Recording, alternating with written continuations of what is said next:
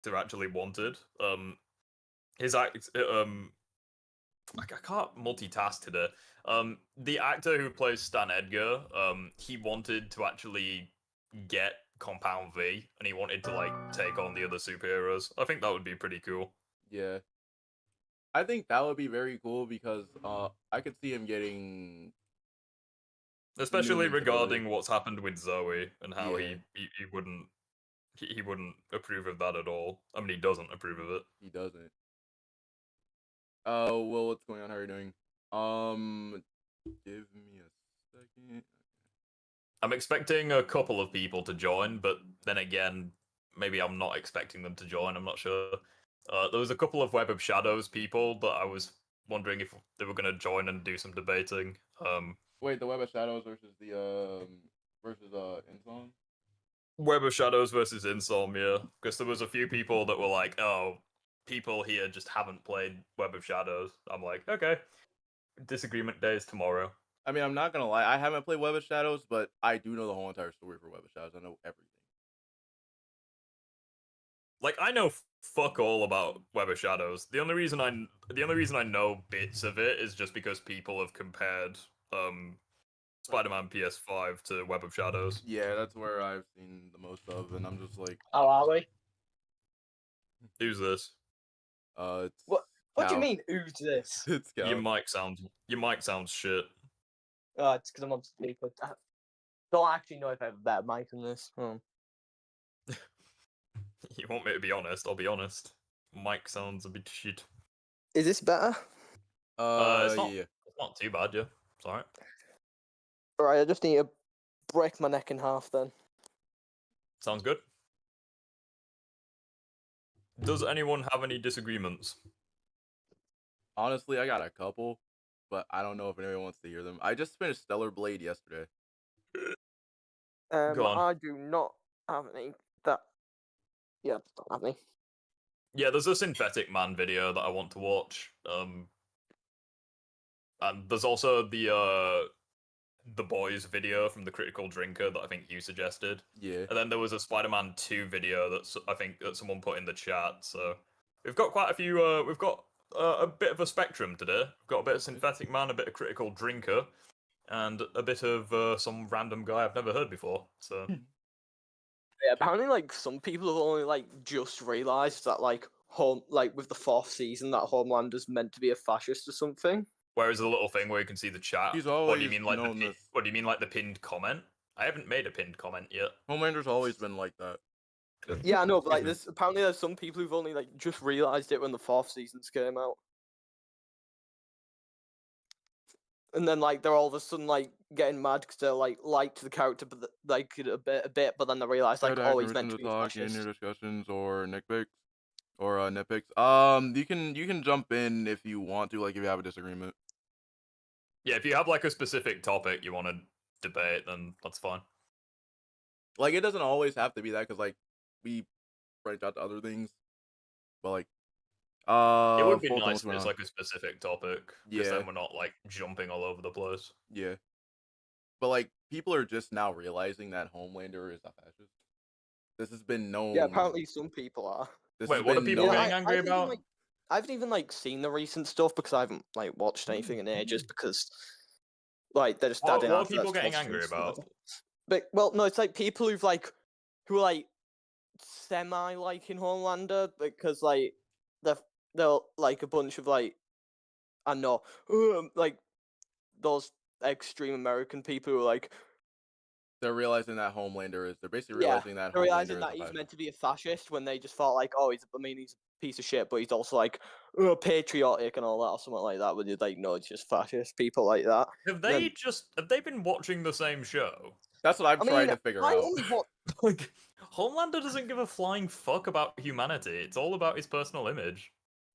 I mean, like, I only watched like the first season and that's literally like, one or two. That's literally the whole thing about Vought. It's literally just public reputation. Like that's it. I mean, I've only watched the first like season and a couple episodes of the second, but even I know that. Here's the thing: I knew that from watching season 1, and I was like, I still like him. I'm gonna be honest, like regardless or not, like and I know this is gonna sound crazy. He's the best written character in the show. What, Homelander? I mean, Yes. I don't think anyone's gonna disagree with that. Yeah, I mean, practically the main focus. Yeah, Homelander's not patriotic. It's all a fucking act. Like, you don't give a flying fuck about America or anything. Exactly, and It's one of the literally- answers should have been whenever he decided to then rescue the people from that plane. That should have been obvious. Usually there's a thing close to your head where we can see the chat. Yeah, it's called the chat box. It's in the same place it always is. Like, to me, honestly, that should have been way It's just more because- obvious, though. It's literally, yeah, it's the same place it's always been. Like, YouTube's shit, and they changed the layout, but it should still be the same. Right, since we're talking about the boys, I guess we'll do the critical drinker video first. I'm just surprised that people are figuring that out. Also, in response to people asking me how I am, currently not so good. Got a couple of personal things, and also my throat's rather sore, so that's fun. Anyway, let's get to work. You can hear it, I'm guessing. Not in it yet. Hold on. Okay. Days is Drinker, you tough-talking, charismatic. Can you hear it? Yeah. Yeah. I'm hoping it's not too loud in chat, but I'll just lower it slightly just so I can hear you guys. Wait, forgot. One of the questions that comes up pretty regularly on Open Bar these days is, Drinker, you tough-talking, charismatic gunslinger with a dark past, when are you going to review The Boys Season 4? Ah, The Boys. Now that's a name I've not heard in a long time. Well, like last year? Like, You know, I used to be a real fan of that show, to the point where I actually gave the first season a Drinker Recommends Awards. And truly, what higher accolade can one bestow upon a work of art these days? Anyway, at a time when the superhero genre was already becoming kind of stale and played out, The Boys came along to completely tear up the rulebook. Funny, violent, irreverent, and wickedly subversive, with a complex and well-written cast of heroes and villains, plus a whole lot of other characters in between, and a story that brutally skewered everything from fake corporate activism to our obsession with celebrity culture, media manipulation, and cultural warfare. I mean, that's pretty much the same. Right? I will say, regarding his comment about the villains, I do think that Sister Sage is probably the weakest villain so far. Like, I did prefer Stormfront, I did prefer Soldier Boy. Did Season 1 really have a villain? I guess Madison, but, like, it was mostly just Homelander, wasn't it? Yeah, season 1, that was mostly on that. The other ones, I don't really know much about the villains from the other bits. It was mainly just that lady who he had like a motherly bond with, but it turns out she was just manipulating him the whole time. Yeah. And then he just murders the kid. Oh no, he not the kid. He murders. He murders her. He fucking lasers her eyes out. It was when really Billy's- everything you when could. Billy's trying to blackmail her. Meet him. Like, if anything, I think the only difference between them is like the seasons is just development. Because obviously you've got season 1 where it was mostly just public appeal. Second one is like you have Stormfront, who's pretty much challenging Homelander and like his ideology. You have Soldier Boy in season 3, who is a legitimate threat to Homelander. And then and it's his dad. And then you have season 4 where Ryan pretty much has superpowers. They're trying to like indoctrinate him into like becoming becoming like a member of the Seven. He's trying to balance being a good dad, but at the same time he's I feel like he's trying his best, but he just can't bring himself to do it. So like the theme, like it's pretty much nothing much has changed. It's mainly just the characters have been developed. So look for in a show like this. I kind of checked out after season 3, partly because I was partly because season 4 wasn't out, so pretty burned out with I checked out after the last series had been introduced. Interesting. superhero stories in general, even shows that subverted the I don't think he watched I don't think he watched V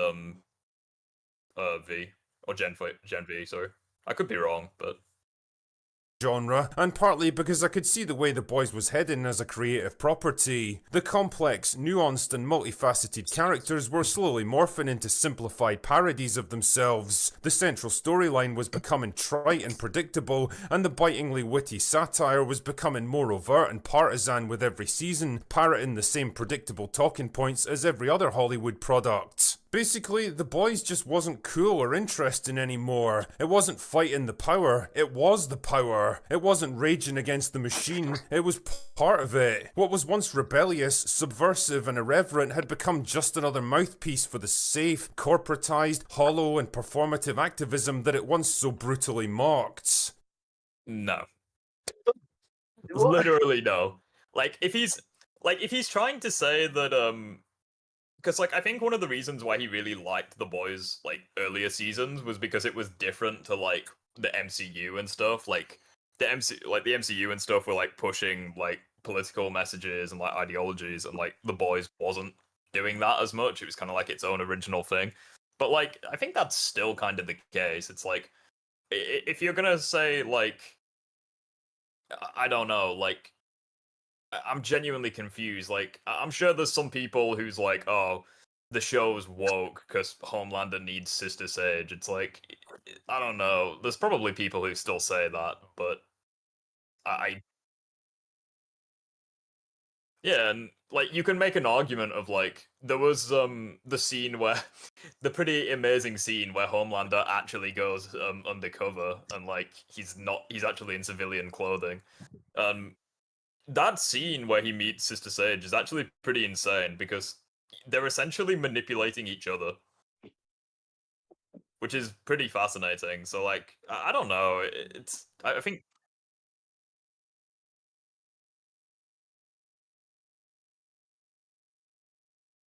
on a global scale.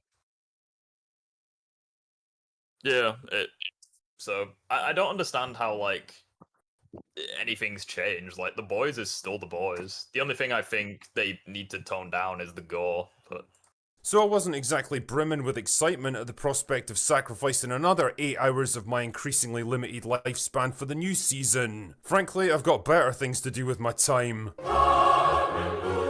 But hey, maybe they managed to turn things around. I mean, Stranger Things was drinking at the Last Chance Saloon for me after a disastrously bad season 3, only for the showrunners to listen to fan complaints and come back with an absolute banger of season 4. Maybe we'd actually get something similar here. So, it was off to Rotten Tomatoes for me to check out the reviews. Not the critic reviews, of course, because nobody in their right mind gives a shit what those fucking shills have got to say about anything anymore. I'm talking about the audience reviews, which is the only semi-reliable barometer for quality these days, and oh.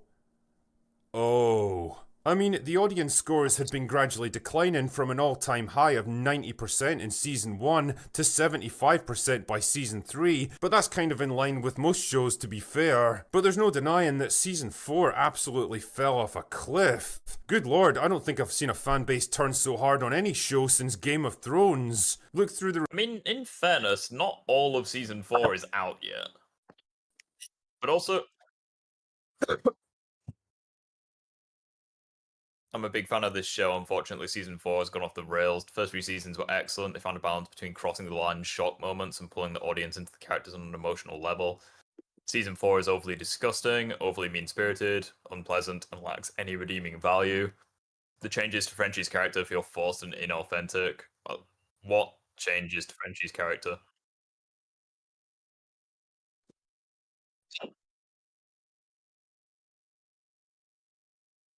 Wasn't he bisexual always? What the fuck?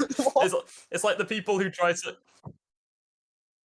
Isn't there multiple instances where he kisses, he gives fucking Huey a kiss. He mentions about I can't remember if it's someone's birthday. I think it could be Kamikio's. I fucked up the pronunciation of that name, but Kamiko's or something. Where Where he he's been mentions. since season 1, hasn't he?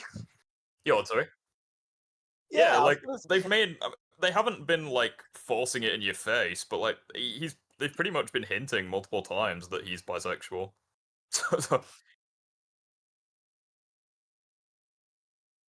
Also, I'll ask the same question that I'll ask the same question that like I asked Joker in the recent video. Like, even if there changes to a character, what's the issue with that?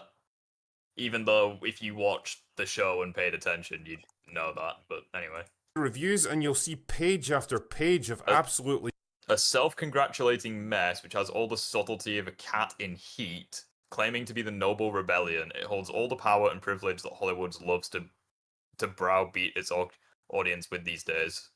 Old hat in new kicks. What? What? brutal write-ups, all saying basically the same thing.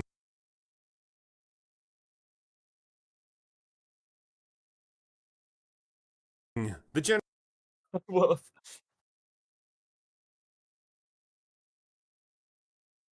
Yeah, I would kind of agree with that. I think what made the boys so like General consensus. instantly likable, like season 1 and stuff, was partly the gore, because it was like just so radically different to like like the MCU and stuff.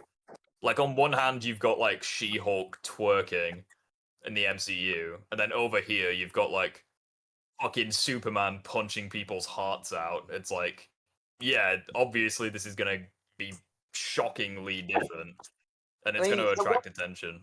In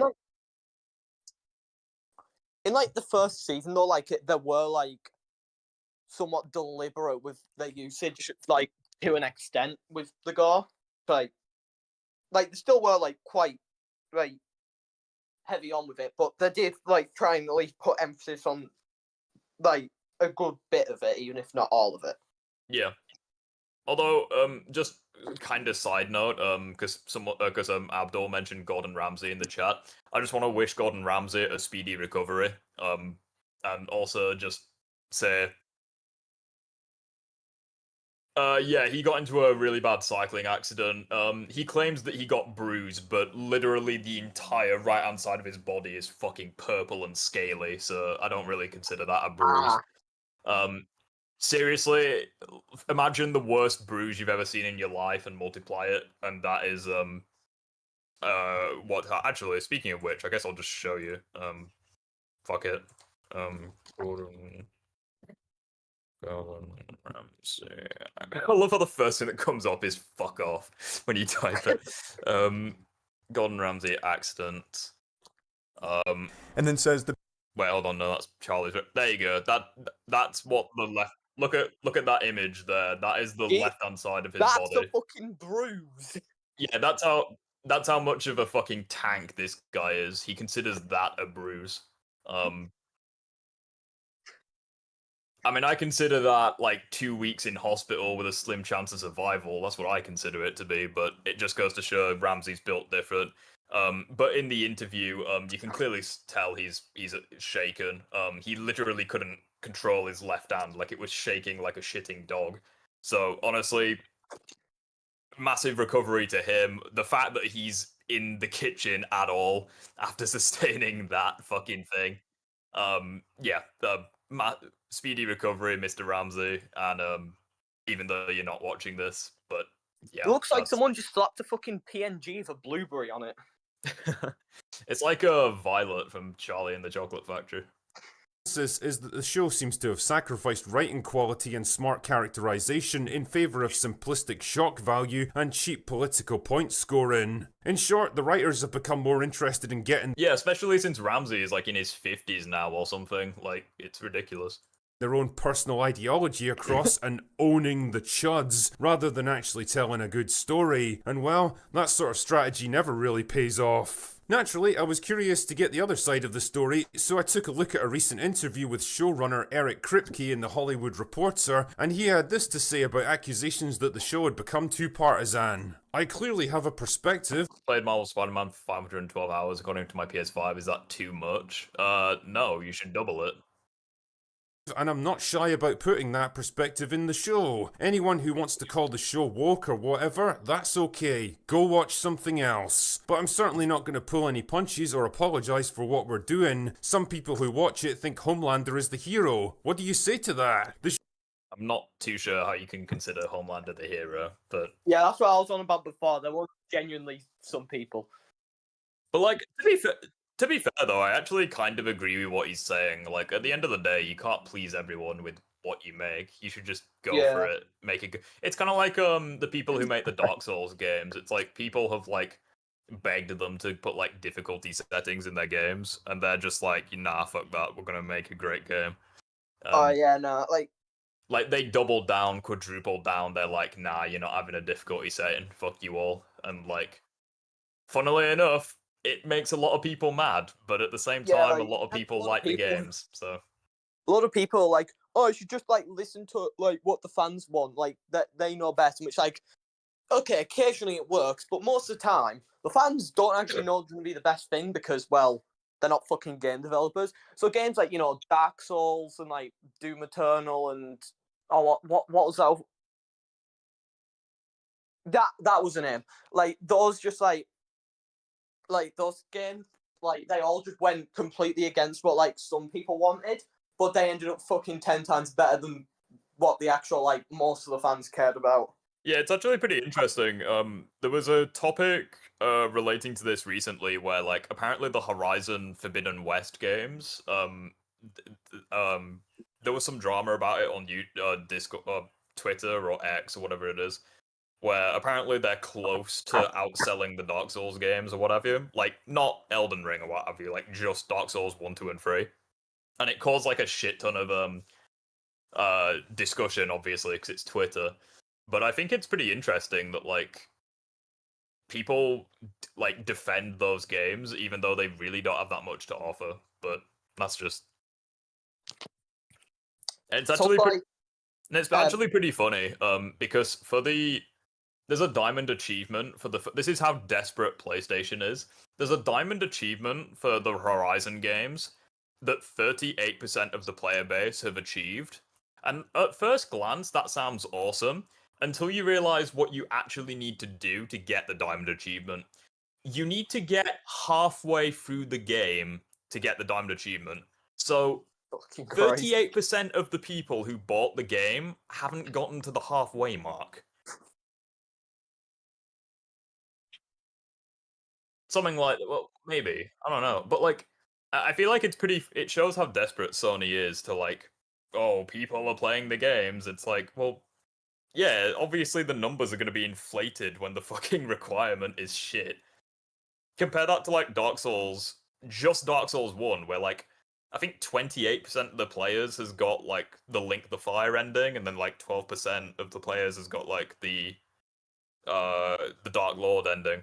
So, like, nearly like almost as many people have beaten Dark Souls that have got through the first half of Horizon. It's fucking stupid, but anyways. Also reminds me of like Shows me. with TL, how you doing? I can't remember what number it was. I think it was like with Halo 4, either Halo 4 or 5. They decided like while they were making it that they would have a group of game testers who were all just pro players, because like they wanted the game to be like, because they thought that the pros, because they were good at the game, they would like be able to give them good feedback. But then it ended up just being Well, I like think one of the worst Halo games, because of the fact that the pro players wanted something different and like they just did whatever these players want. But also Well, just how oh like, shit, I've done if that you want wrong.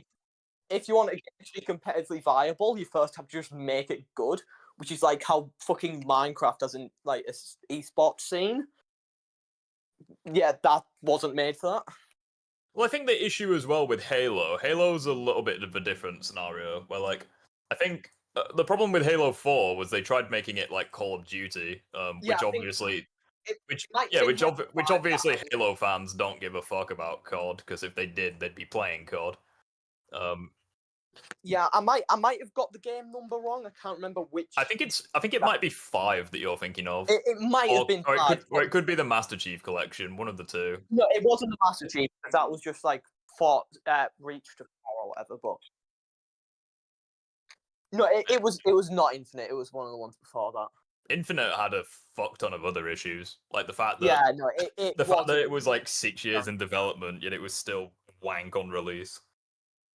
But Many it things. probably was 5. like, I'm pretty sure Halo Infinite didn't even launch with the Slayer playlist, and that was like the thing that It's basically like a Call of Duty game without TDM on launch. It's like, what the fuck are you doing? Subtle isn't one of them, so if that's the message you're getting from it, I just throw up my hands. You know, why do I feel like this is rapidly becoming a tale as old as time? A show gets popular and goes mainstream, the writers get a little too overconfident and think they can use it as a platform for their own personal hang-ups, the fans start to push back against them, and instead of taking that criticism on board and responding in a constructive manner, they just say, fuck it, go watch something else, you dicks. Kinda reminds me of this. I mean, to be fair though, are they in the wrong? Are they exactly in the wrong for saying that? Like, if you don't want to watch it, don't watch it. Like, they've clearly got a lot of audience who like them. Like, if you guys think I'm woke, for example, or I have issues, like, either, like, you don't have to watch me, you know? Like, I'm not gonna lose any sleep if anyone decides not to watch me, you know? I don't know. I kind of understand, like, where he's coming from, because obviously you have people from Disney, especially, where, like, the actors for Doctor Who, like, they try like deflect criticism. They're like, "Oh, you hate me because I'm black," kind of thing. Or like the She-Hulk actors, they're like, "Oh yeah, the twerking scene was like amazing. Like you just hate us because it's like a woman's show." So like, I understand where he's coming from, but like, I think with this specific quote, there's not that much of an issue. Because at the end of the day, what is he saying? He's like, "Okay, we have a specific vision for the boys. We're gonna double down on it. If you don't like it, don't watch it." Like, it really is that simple. Like, it's just them wanting, like, everything to be made for them instead of, like, oh, this isn't made for me, I'll just go find something else. It's also pretty funny because I'm pretty sure you said this, Dead Cow, earlier. Like, the boys' comics are, like, way worse. in Yeah. terms of, like, gore and Like- stuff.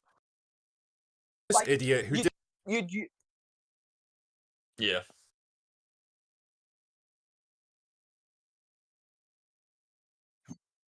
Fuck. like in their level best one to of the tank the episodes, like Homelander just eats a baby. Just no explanation. He just eats a baby. Yeah, doesn't he make, like, Starlight, like, suck him off, like, on the first day that she's Probably. involved, doesn't he? Like in one of the scenes, he just like has sex with a woman, and then he literally makes her fucking explode with the power of his American nut or something like that. Yeah, it's... I don't... Not so much of a hot take. Ultimate Jester's channel is more woke than Spider-Man 2. comic book industry, and then had the balls to berate her own customers Yeah, I think Homelander's very fascinating. for not loving what she was doing. And if you don't like my politics, don't buy my book. Right, well, that's me told. You girls enjoy yourself. It's the entertainment equivalent of that asshole kid who takes his ball and flounces off home because everyone else won't play the game the way he wants them to. It's this weird narcissistic sense of entitlement amongst creatives these days that everyone should just unconditionally support and agree with you because you're such a paragon of wisdom that there's no possibility you could ever be wrong about anything. The problem, Eric, is that other people don't always think exactly the same way we do. They don't always share our beliefs, parrot our opinions, mirror our viewpoints on every topic, and that's okay because people are allowed to have different points of view. A smart, humble, and creative writer finds Oh, hi CHD, I watched your video today about the Miles Morales guy who responded to you. That was pretty entertaining. ways to bridge the gap between to have all you, these dude. different groups through the unifying concept of good storytelling. A bad writer, on the other hand, tries to hammer home his opinions on his audience with sheer brute force, and then gets angry and resentful when they push back against it. I'll let you decide which one you used to be and which one you are now. See, like, I agree that, like, I think Drinker has a point. I just don't think it necessarily applies to the boys. Like, I think that, because obviously this guy has watched, like, a lot of Disney products, he's watched a lot of MCU products, so, like, I feel as though his criticisms towards their mentalities is 100% right. Like, you have, the people who make those, like, dude didn't even watch The Boys. Yeah, he didn't even watch The Boys. I think that's mainly the biggest issue with his video. Like, if he waited until season 4 was out and, like, he criticized, like, certain plot points and certain characters, Yeah. it would add some meat onto the bones of his video. But, like, I think that's why, yeah, it's just one of those. It's like, whenever you watch, excuse me, like when you watch his videos on like Star Wars or what have you, it's like where he goes into specific characters. I think that works a lot better because he is pretty intelligent, drinker, and like you can tell he knows what he's talking about. But again, you've got to watch the thing or play the thing that you're criticizing. It's like those guys when Elden Ring came out, and like there was a guy who made like a 20-minute video reviewing it, even though he literally hadn't played it. It's like, what are you doing? It sort of reminds me of what's happening right now with it, with like the Shadow of the Tree DLC or whatever it's called that's like came out, and then like there's a lot Jesus, of, yeah. there's a lot of people saying like, oh, it's shit, oh, it's too hard, and then like you see what they're doing. They have not touched any of like the upgrade systems like for the DLC. Yeah, it's ridiculous.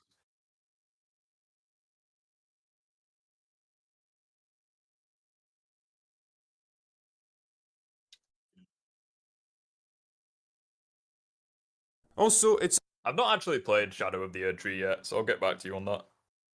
I just know that I just know from one of my friends that the final boss is like fucking ridiculous.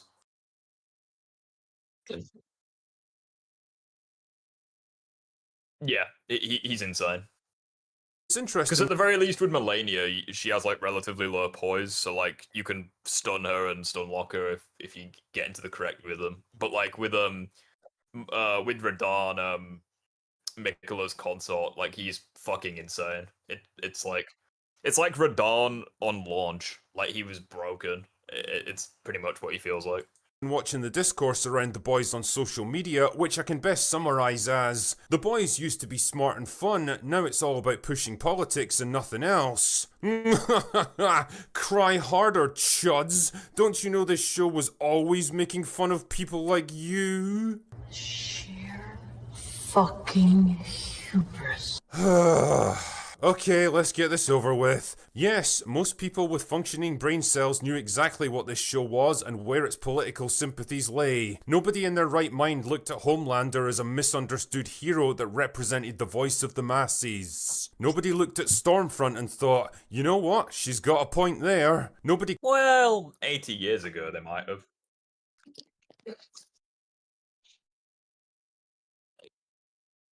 I mean, well, is he referring to like people in real life or people in the show? Because like people in the show fucking loved Stormfront until she was exposed. Like that was part of the confliction between her and Homelander. Like she's basically the new girl. She came in and kicked everyone's ass in terms of like viewing figures and what have you. And the only reason people started disliking her was because I think it was Starlight or maybe it was Maeve or someone. They like publicly disclosed the fact that she's a NAZI. So He clapped and cheered when the Deep forced himself on Starlight, and it's complete gaslighting to suggest otherwise. The show was never particularly subtle about its politics or what it expected its audience to take from it. The difference, though, is that for the first couple of seasons at least, it was actually fun and entertaining because the creative focus was still on the story and characters. And believe it or not, people can be surprisingly receptive to your political ideas when they're smartly presented and wrapped up inside an entertaining product. People can empathise with characters that embody ideas they don't normally support, as long as those characters are well written and likeable. People are even capable of laughing at themselves when you point out the more absurd or extreme elements of their worldview. I think part of the reason why this has changed is just because of like where the story is at the moment. So like obviously Butcher, he's not necessarily like in the first like season and like second season and stuff, and to be fair, the first 3 seasons you could say, like he was a lot more like gung-ho, didn't take as much seriously. But obviously in season 4, he's like got a limited amount of time to live. He's got his relationship with Ryan kind of thing. And then with Homelander, like he's learned a lot of fucking things recently. Like he's learned about, you know, Stormfront, he's learned that Soldier Boy is his dad, like Ryan's his son kind of thing. And obviously, with Ryan especially, he's like trying to do the father role. So like, I don't necessarily think that like the show has got worse. I just think that the characters are being developed. Who would have guessed big provided you events do lead to character development? it in a way that's actually funny and insightful. In each of these cases, though, the primary focus should always be on entertaining your audience instead of lecturing or pandering to them, and I think this is where The Boys has finally come unstuck. The more strident and blatant your messaging becomes, the less entertained people are going to be, and the more... The funny thing is that I'm pretty sure Sister Sage in, like, season 4, she calls out, like... What does she do? Yeah, no, well, yeah, but she also calls out the shit that Disney does, where she's like, "Oh, so you just want me on the team because I'm black or something?" Like, so like it's not exactly like the show has gone woke. Like, they are still calling it out. It's just there's less opportunity for it to happen because the story, there's a lot of things going on in the story. Of your audience you end up pushing away. Instead of uniting them with entertainment, you end up dividing and alienating them with politics. And well, I hope it was all worth it, Eric. I hope it was worth tanking your franchise, tarnishing your legacy, and turning your own customers against. The main focus should be entertaining, not pandering. You haven't watched it if it's entertaining. I mean, yeah, there is some truth to that, but like, again, like, pandering is kind of... It depends on who you ask, because it's like, there's people who... Like, it depends on your perspective as well, because, like, some people will say, like, that absolute S-tier scene between Ryan and Butcher in Season 4, where, like, they have, like, a heart-to-heart and stuff.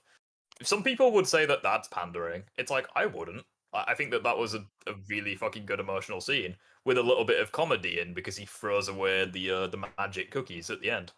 But, like, I don't know, it's like, I find that scene good, but... Against you, all for the sake of... No, the show has been woke from the beginning. A show can be woke, but I mean, it's been political, but it's not like it's not like, say... I feel like it's been more so a mocking of, like, the political aspect, because, like, it's not like Homelander is going to be running for Congress. You know what I mean? Like, it's more so like, I don't want to say satire, but it kind of is satire, I suppose, in a way. Of some cheap political theatre that's going to be forgotten as soon as your show's over. I hope all those pats on the back that you and your fellow writers have given yourselves make you feel better when the right work become jerks. Show inevitably gets cancelled. And no, I don't think I will be watching season 4 of The Boys after... Unless it's Suicide Squad, in which case... Hold on. He just said he won't be watching season 4. Yeah, he hasn't watched season 4, so I think this is where I'm gonna call it quits. We have Not watch it. Like, okay, what? we have Synthetic Man or the random guy I've never heard before. Both of them are Spider-Man related, so what do we reckon, chat? It is satire. Well, yeah, that's exactly what I mean. Like, it's not like Captain America and the Winter Soldier, where, like, Falcon is like, oh, like, fuck, what happened? You know, like, that scene where, like, he doesn't get recognized and, like, the guy, like, he nearly gets arrested or something. He's like, oh, you're only arresting me because I'm black. It's like, there's none of that in fucking... I mean, I suppose there is, but it's nowhere near that same level, you know what I mean?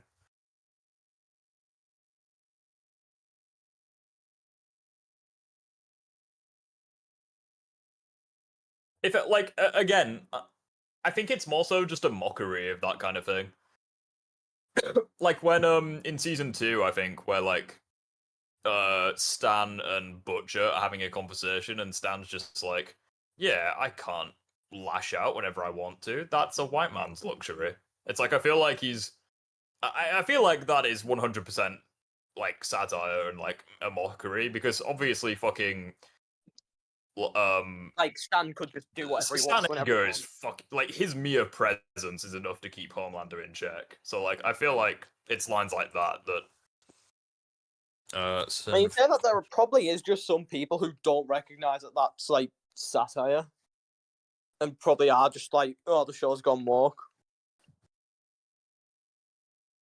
They probably like. Oh god! Like, I haven't even seen the. You can tell. God. You can tell when I've watched a video, because obviously the red bar is up. I've literally not seen this video, but the thumbnail is giving me concerns. Why would the city need me when it has you? Oh dear. Oh, God. The best and worst games of 2022. I'm gonna bite the bullet. Excuse me. Okay, well we're not. Hold hang on, hang let's see. All right, so this is Synthetic Man's top 5 best and worst games of 2022. Right. What's this? It's just like a stupid summer fling. What else did I think was gonna happen? Let's see. Love, stability.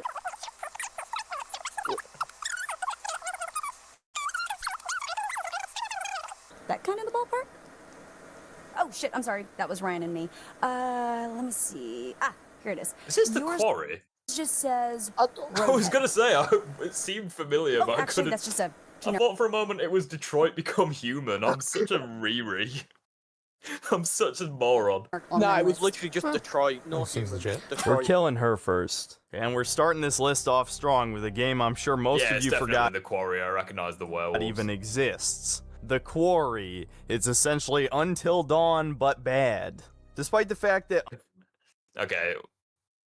I know what number 4 is, that's why I'm a bit... That boy of ours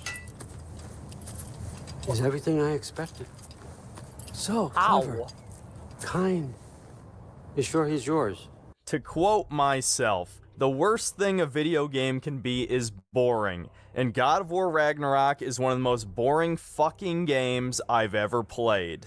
Now, of course, a game being boring is subjective, but can you honestly tell me... He thinks it's boring because Freya's in it. that you want... Look at his fucking face! I swear that, right, okay, so God of War is third for... Right, what's number 3? Is that fast? Is that Horizon? Okay, I actually really don't like Horizon, but again, he's probably gonna hate it for different reasons. Exclusives made their way onto...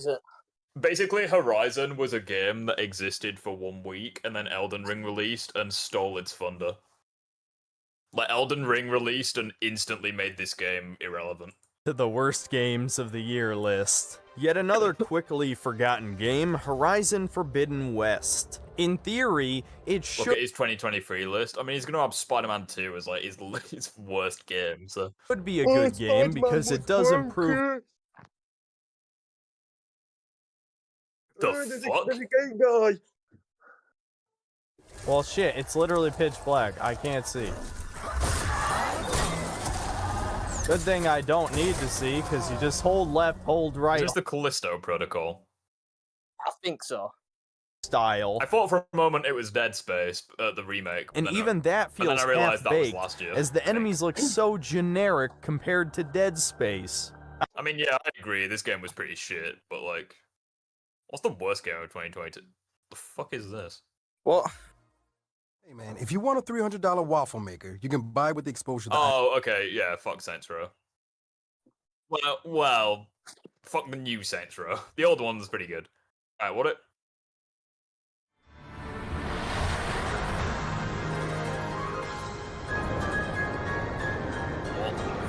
What? Oh, that's Pokemon. Excuse. I'm sorry, I've played that, and that is not a top game. He fucking hates God of War, yet simps for Pokemon Scarlet and Violet. Bruh. But I love how it's only Violet, like, not Scarlet. Yeah. I guess Scarlet doesn't exist. Oh, I will return.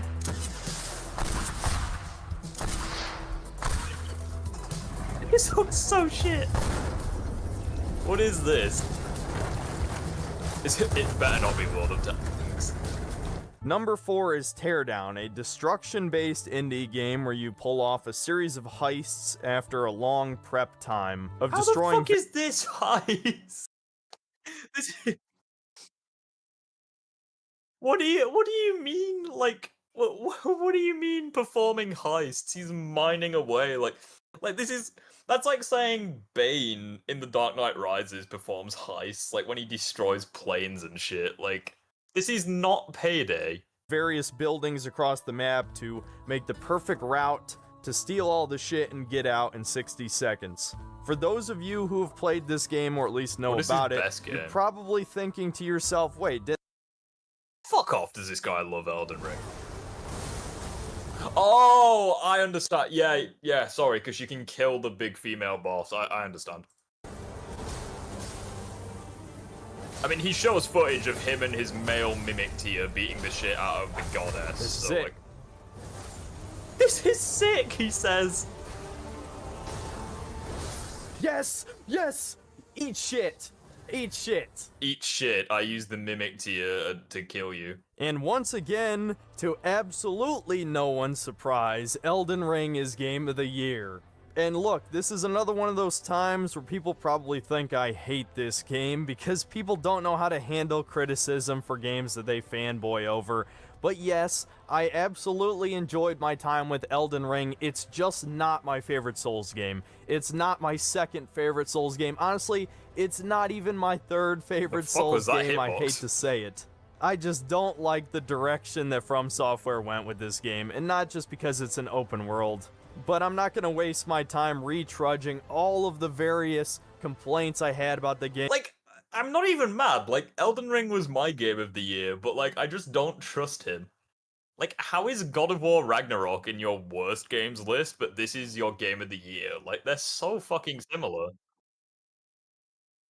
Go watch the hour and 39-minute video if you want to hear those. But essentially, the reason why this is Game of the Year is because I love all of the things that make Souls games good, that being the massive enemy variety, the simple controls that pretty much anyone could pick up and play and understand, the level design featuring all of Miyazaki's various traps and gank squad encounters, and honestly, I even kinda like Poison Is this his fuck? Does he have the reaction speed of a fetus? Like, what was that? He saw that guy charging from a mile away and he still even didn't though they're dodge it. overdone at this point. I love having I'm starting to understand why he needs the mimic tier. so many mini-boss style enemies that you only fight like one time, though Elden Ring you fight everything multiple times, unfortunately, so that does take away from it a Well, aside from the 10 remembrance bosses that you don't fight multiple times, but, you know. little bit. I love how complex the boss fights can be. like roll spams and still gets hit by it. Yeah. The problem is, the reason why I don't like Elden Ring as much is because I am in awe that this guy beat Melania before Radagon. Like, he has the fucking Melania ability. all of those things are stretched to their limit. He probably likes Radagon because it's red hair. He's imagining MJ getting killed. Notice how I didn't say difficulty is one of my favorite things about the Souls games. Even though, back when I first played Dark Souls 1, back when it released, Wasn't the Mimic tier nerfed? It was nerfed, but it's still fantastic. Like, it's still, like, the second or still #1 best. 10 years ago, I did enjoy playing a game that was actually difficult because it came out in an era where every game was brain. Okay, I don't want to watch any more of this. I'm really curious as to what his. Like, I know he's gonna hate on Spider-Man 2, so like I'm ready for it. Yeah, there it is. Fucking MJ's face is in the thumbnail. Right, where's Spider-Man 2? Like, we know the fuck is number 4. Like, some of these games I don't even fucking To be more recognize. precise, we siphon it to use as we will, and it stays. Like, I could, like, look at this image and tell me what this could be. It could be Avatar, could be Hogwarts Legacy, could be fucking anything. But it's not meant to. Star Wars Fallen Order? Question mark. It looks like something from Star Wars, but I don't know. Magic over all that. I know that you've played Fallen Order, not Fallen Order, Survivor. Guys, it's like climate change, dude. We gotta use fossil fuels to power up. What if Synthetic Man had to write the Insomniac Spider-Man game? Miles would die before, like, he would die before the title card is played. Peter would one-shot everyone. He would break up with MJ. He would fast travel to Paris to get with Black Cat. Yeah. For all of society. He'd probably get rid of Anti-Venom because it's got black on it. And it's killing the planet. Yeah. This secret sucks. What? And we're starting off with a game that I guarantee the vast majority of you forgot even came out. Immortals of Avium. Immortals of... no idea what this fucking... Oh god, here it is. Here we go. Here we go. Oh, I want to see that. Hey guys, remember this game? 25 miles per hour? I wanna see the sea lion. Do you know the sea lion? Me. Are you fucking joking? Oh yeah, I'm gonna ruffle some feathers with this one. You knew there had to be a Sony game on the list every time one comes out. And what better choice than Spider-Man 2? Now, of course, I have... What? Mm-hmm.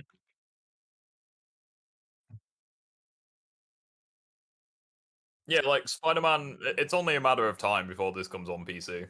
Have to give the disclaimer. Same with God of War Ragnarok, and you can unofficially play these games on PC, so... No, this is not actually the 4th worst game I played this year, but... Oh, okay, so you're full of shit then. If you've been watching these best of worst games lists, you know that a game pissing me off and being disgustingly repulsive is just as important as how fun the game itself is. And it's not like Spider-Man 2 improved on the first one, gameplay-wise, like at all. Like, this is how I imagine people... This is how I imagine these guys think, okay? So imagine that, like, the best game ever made, and ever will be made, releases. Isn't the Insomniac game on Xbox? Sunset Overdrive is, but Spider-Man isn't. So, like, imagine, okay, the best game that has ever been made and ever will be made releases. Like, it's got the best gameplay, the best story, the best characters, everything. But every character is gay. I feel like these guys would hate it. Like, even though, like, every single aspect of the game is a 10 out of 10, I feel like these guys would still hate it. Well, no, it plays almost exactly the same. But really... Oh, Jesus, yeah, that as well. My issue with this... The Last of Us 2. ...is not the gameplay. I think the gameplay is decently fun, but you are... Does Infinite Man like The Last of Us? Probably not, if it's a PlayStation game. Already know, especially when it comes to these fucking Sony movie games, that sometimes the gameplay isn't the most important thing, especially when you're not playing the game the majority of the fucking time. This game's story was awful. It was a clusterfuck. I feel like the devs had no idea what they actually wanted to do with it. Between having two protagonists, Miles Morales clearly being the replacement for Spider-Man, hell, Insomniac even admitted that he's the main Spider-Man like a week after my review came out. And in Sony movie game fashion, there's plenty of walking simulator segments, and then there's the Mary Jane levels, which are all god-awful. And Mary Jane herself, look at her, she's one of the ugliest... She's not, like...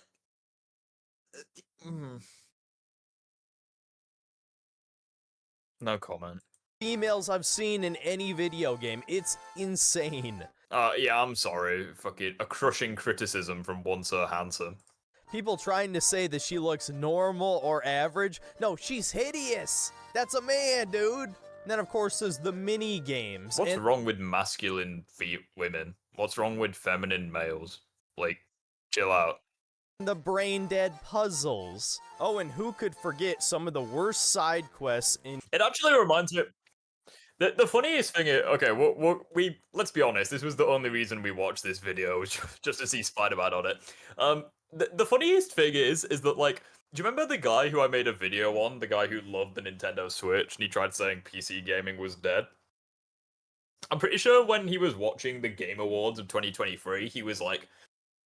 I can't remember what game it was, but he was saying, like, it could have been Doom Eternal.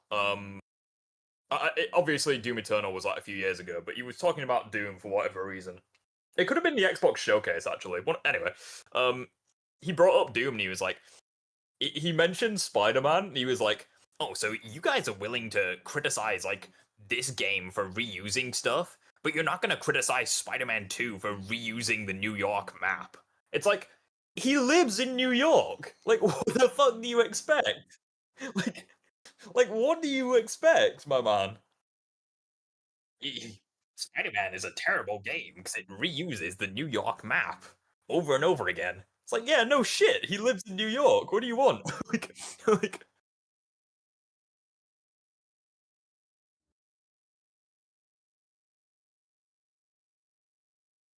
He literally lives in New York. Yeah. Like, but he actually said that. It was hilarious. He's like, people are willing to criticize Nintendo, but they're not willing to criticize that fucking Insomniac reuses the New York map. Like, okay, calm down.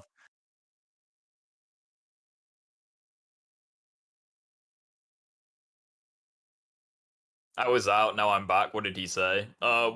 He said that Spider-Man 2. He said God of War Ragnarok was his fourth worst game of 2022, and he said that Spider-Man PS5 was one of his worst games of 2023. So.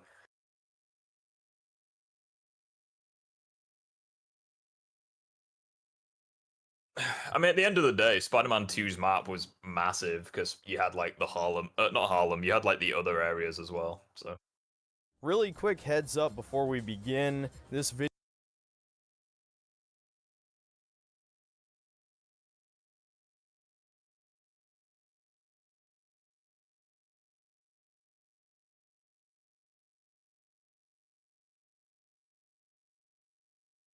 yeah. But anyways. Video was supposed to come out last week, so no, it is not in fact about the new Spider-Man 2 game, though don't worry if you want to hear my thoughts on it, I'm absolutely going to work on a longer The one based thing about Synthetic Man is he puts Sonic music in his videos. Review, but because I'm behind schedule, it's probably not going to be out this week. Instead, this video is just reminiscing about all the good superhero games we got over the last 20 years, and of course talking about the decline from around 2016 to now. And as it turns out, Spider-Man 2 turned out to be yet another Sony cinematic slop game. Like, could you imagine, like Jesus. Like, like, it's like such a small part of New York. Like, I feel like you have to go out of your way to find shit like this. Full of woke. It's not like every bulletin board in like Times Square has this shit. Propaganda. So hopefully this will tide you over until the review is done. Now on to the video. Remember when superhero games were good? Yeah, I remember playing a pretty good one recently. It's called Spider-Man Remastered. Especially now that Spider-Man Remastered and Miles Morales, they have like a new update where, hey, Blue Spider-Man, it's good to have you. I'm fairly certain you're new, I don't recognize your name. Especially since Spider-Man Remastered and Miles Morales have actually had new updates with improved graphics, I think.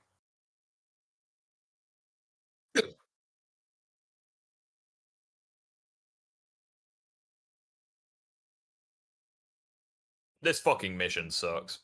These days, it's incredibly easy to make fun of comic book fans, especially since it became the normie thing to enjoy superheroes ever since the explosive popularity of the MCU and the general push to make geek culture socially acceptable to the average person instead of something that you would bully someone for liking.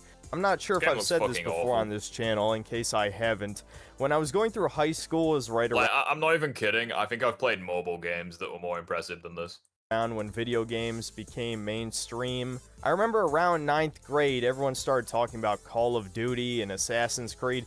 People who I'd never heard mentioning video games before. And the same exact thing happened to superheroes, again, when the MCU started getting popular. And so you would think after making billions of dollars, having this massive new genre take off, with copycats nowhere near the level of quality, no matter what DC fanboys might tell you, you would think we would have gotten a lot of really good video games around this time. Like, I'm really sorry if I'm not saying anything, but like, I'm just so unimpressed by the gameplay in the background. I'm so sorry if I'm not saying much. I'm just so unimpressed. But no, ironically, most of the greatest superhero games came out before the first Avengers movie even released in theaters.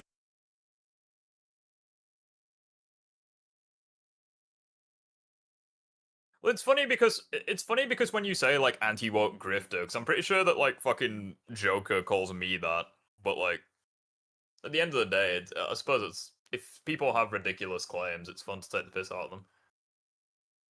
Theaters. Also, what he said was cap. The best superhero games came out before the first Avengers. I mean, the TASM 1 game came out, Web of Shadows. The only good ones though. The only good ones I would say would be like the Spider-Man ones and the Arkham games. I'm pretty sure Arkham. I think it was Asylum and then City that came out before 2012. I think wasn't Origins 2013 and then Night was 2015. Now, in retrospect, this actually makes perfect sense, because back then, the riveting gameplay right here. Like, again, I'm just gonna rewind it. Just theaters. Now, just remember, guys, this is better than the Insomniac Spider-Man games. Retrospect, this actually makes perfect sense, because back then, the developers making superhero games genuinely cared about the property and doing it justice. He's literally clipping through the fucking arms. Like, come on. Even movie tie-in games were higher quality back in the PS2. Fucking Christ. Hold on. Right, rewind. Right, watch Doc Ock and then watch Spider-Man. What the fuck just happened there? Right, watch Doc Ock carefully and then watch what happens to Spider-Man. Doing it justice. Even movie tie-in games were higher spasms, quality back in the PS2 time. And then Peter just gets fucking PS3 like force pushed like through the ground and then into the wall. Like, Jesus. And by the time the PS4 rolled around, all this tie-in shovelware was basically dead anyway, and so we got even fewer superhero games. Now, despite what some of you might think of me, especially my haters, I do not think that every game that came out PS1, PS2 era was a hidden gem masterpiece, fucking Diablo, and it was completely flawless back then. No, there was plenty of shovelware trash, but when I say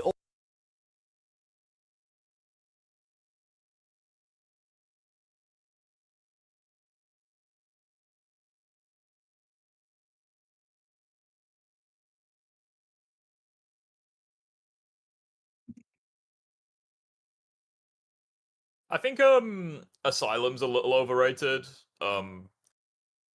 Excuse me. I think might be an unpopular opinion, but I really liked City and Origins. And then Arkham Knight was okay. I think it was a really good conclusion. I think it gets way too much hate, but yeah, I do prefer the Spider-Man games generally. Older games are better. I'm never judging it by the worst games that release. I'm judging it by the best. And higher budget products were simply better 20 years ago.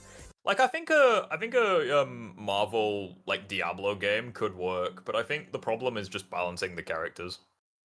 Let's talk about some of those great superhero games. Despite most of my videos having a negative slant, this one's gonna have a bit of positive and a bit of negative. Despite my retro reviews not doing so well views-wise, sometimes I do like to talk about older games, and as I've mentioned a few times on my channel in the past, sometimes I'll play a game I've never played before that released. No, this game's unrealistic. This gameplay is unrealistic because you would deliberately flip to fuck the pizza up. Back in that era, and what do you know, I enjoy myself more than I do almost any modern release. The best example of this is a game I just played, and the reason I made this video, as you could probably guess, Spider-Man 2. Growing up, I never owned this. Just a reminder, this guy loves delivering pizzas, but he doesn't like the shit in Spider-Man 2. Game. I only ever played it at a dentist office. Yes, I don't know if kids' dental offices still do this, but they used to have... Also, Suicide Squad is not canon to the Arkham series. It is canon. Cry harder. It's such a shame. We live in the worst possible universe. Consoles encased in these big plastic things, and then you could play from whatever game they currently had inserted in the PS2, or sometimes they would have a variety of demos to choose from, kind of like store kiosks. And that was the only time I ever got to play Spider-Man 2. So, as I finally sat down and played all the way through it on stream, I'll be honest, I won't lie, this looks pretty good for the time, but that's kind of the point. Like, for the time. It doesn't look, it's not good anymore. Like, the gameplay doesn't look very fucking, he's almost T-posing, shocker. Like, the graphics obviously aren't good, it's very janky, very jerky, unpolished, that kind of thing. I love the game. It's a great game. It's not flawless, certainly. Actually, it has a lot of flaws, but the important thing is the game emphasized fun before anything else. Jesus now, Christ. is fun a buzz He was a tumbleweed. term and completely subjective? Yeah, kinda. Obviously, what I enjoy is not what everyone else is going to enjoy. Oh, this mission was fucking trippy, like where you fight like other Spider-Men, like the Mysterio mission. Games, but there certainly was a different design philosophy of older games that they don't really do anymore, which is prioritizing that the main gameplay loop is as fun as possible before doing anything else. Spider-Man 2 is a perfect example of this because just playing the game feels so satisfying, better than any movie tie-in game should ever feel. I mean, yeah, I'd agree, but it's not exactly a high bar to get over. Probably already seen a dozen channels by now talk about how good the web... Especially since look at the sequel, like Spider-Man 3 was like a step backwards, if anything. Swinging is in that game, and yeah, I can attest to the fact that it's aged perfectly. Spidey having some sort of attack. Yeah, he had like a fucking... It is absolutely better than the web swinging in Insomniac Spider-Man. It just is. The physics... It just is, yeah, the swinging's just better. It just is. Do you believe me yet? Feel perfect. The sense of momentum. The skill. It actually takes skill. Oh yeah, yeah, the swinging feels better. You know, like in that gameplay where the camera glitched, or, you know... In Insomniac Spider-Man. It just is. The physics feel perfect. The sense of momentum. The skill. It actually where takes the camera skill fucks up. to not swing into buildings. Hang on, it takes skill not to swing into buildings. Swings into a building. In Spider-Man 2. You get used Still to swings it, into a but building. there's something about that He tries correcting it and still swings into a building. flow. Trying to keep up the maximum speed possible. That kind of reminds me of Sonic games, and I like Sonic. How the fuck does this remind you of Sonic? You know, I'm one of those people. I'm not going to pretend the games are amazing, but I like 3D Sonic games. I reviewed Adventure 1 and 2, and I'll defend those games to death, despite their many flaws. And Spider-Man 2 reminded me of that. I'm just watching his gameplay, and like, I don't know whether he's shit at it, or if the game, or if the swinging just isn't good, or both.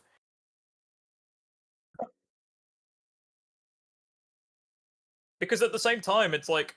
Because the problem with this game, and like a lot of Spider-Man games, is all you've really got is like the swinging. But like, you don't have that many options. It's like, you go up, you go forward. But like, if there's a building in front of you, you're pretty much fucked. But like, in the Insomniac games, you can like point launch, web zip upwards. Like, there's a lot of different techniques you can do. You can control your speed, you can go faster, slower. Even the combat had a surprising amount of complexity to it. There were way more combat moves than a 6-hour game ever should have. This game was made with replayability in mind, which is something that no modern game is made for. They don't give a... Elden Ring's his game of the year of 2022, but he thinks that no modern games have replayability. Interesting. Shit if you play it over again. I mean, it literally has like New Game Plus, what, 10.99? I mean, the game stops getting difficult after, like, New Game Plus 7, but... In the beginning, because they know 90% of players will never do that. Almost every aspect of modern games is designed with the lowest common denominator player in mind, aka DSP. And so while you could certainly make the argument that the web swinging has more moves and is more complex in It literally is. Insomniac Spider-Man, and the combat is a lot... It just straight up is, like, that's not, like... It's like saying you can argue that 50 is a bigger number than 30. It's like, what do you mean you can argue? It literally is. Like, what do you mean? Less jank, and so you can... It's infinitely less jank as well. Like, this gameplay, I don't want to be one of those types of YouTubers where, oh, everything new is good, everything old is bad, but, like, what I'm watching just isn't impressing me. More reliably get better at the game. It has that sort of, like, Arkham-style combat where people get very... Oh, Jesus, the Arkham-style combat argument. Very perfectionist about it. I could certainly see people saying that the 2018 Spider-Man is a better game than Spider-Man 2, but... Again, that nebulous sense of fun... It's literally carrying him by his fucking... It's carrying him with one arm. ...is far more important than any of that shit. And something that people may not realize is at the time, it was so easy for a movie tie-in game to just cover the plot of the film and add in some gimmicky mini games and call it a day. Well, Spider-Man 2... Unlike TASM 1, which was kind of like a sequel. Well, like, it referenced the first film, but it was like a prequel to the second game, like a sequel to the first film. I don't know. Very naturally incorporated Mysterio... I don't care much about graphics as long as the art style is good enough and it has good gameplay. Well, that's the thing. It's like Spider-Man 2 has everything, including great graphics. Like, Docker and Black Cat into... I haven't played a Souls game in a while. Should I give it and play Elden Ring? Yeah, I think you should. I think Elden Ring's fucking fantastic. And if you're on PC, I'll play it with you. The game, and it feels like... I want to play Elden Ring again. It's just that I don't do it, because I know that most people don't give a fuck about it. So, like, if I stream it, barely anyone will watch. So, it is what it is. I was thinking... would have belonged in the movie. And Tobey Maguire actually reprises his role as Spider-Man, though his voice acting certainly needed work. Hey, it's Mysterio, the cliche who walks like a man. So you could really feel the love was poured into this game. It might just be the greatest movie tie-in game of all time. But again, it's not a huge accomplishment. Spider-Man 2 was far from the... It's like saying you're the least smelliest shit in the toilet. It's like, it could be true, but like, you're not gonna eat it. The only good superhero game that released back in the PS2 era. A good example is Hulk Ultimate... Also, this isn't the best movie tie-in game of all time. We all know that belongs to PS1 Harry Potter. Destruction, another game that I just... Like, it's just facts. Just played before making this video. For those of you who've played Prototype, this game will actually feel fairly similar as it was made by the same developers.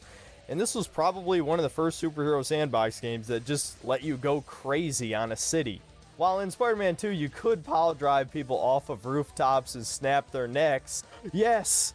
Yes! He just wants to kill people, that's all I want. I did not know you could do that. God! How is she alive? Oh my, and that taxi just ran her over. She's dead. So much for Spider-Man never killing anybody. Hulk Ultimate Destruction actually lets you straight up kill civilians by punching them or throwing them off of rooftops. This is definitely... The only reason he likes these games is because you can quote-unquote kill NPCs. One of the... Yeah, he probably likes the Transformers movie games. Where, like, as the Autobots, you can, like, get the cops on you, as if that's gonna do fucking anything. First in the, what I'm gonna call... Well, the ending for it is that either you play as the Autobots, in which case the ending is literally the same as the film, or you play as the Decepticons, in which Megatron wins and gets like the Allspark. All power. I just don't understand. Like, has anyone played Simpsons Hit and Run? Yeah, that game's fucking fire. Fantasy superhero games, essentially the sandbox games where you're blatantly overpowered and you just wreak havoc on a city, right? It seems like a skill issue. To name a few other examples, obviously Prototype. Apparently these graphics are better than Marvel Spider-Man 2. Well, yeah, they probably are better if you're blind, but... Crackdown, Saints Row 4, all of those games essentially follow the same formula that came.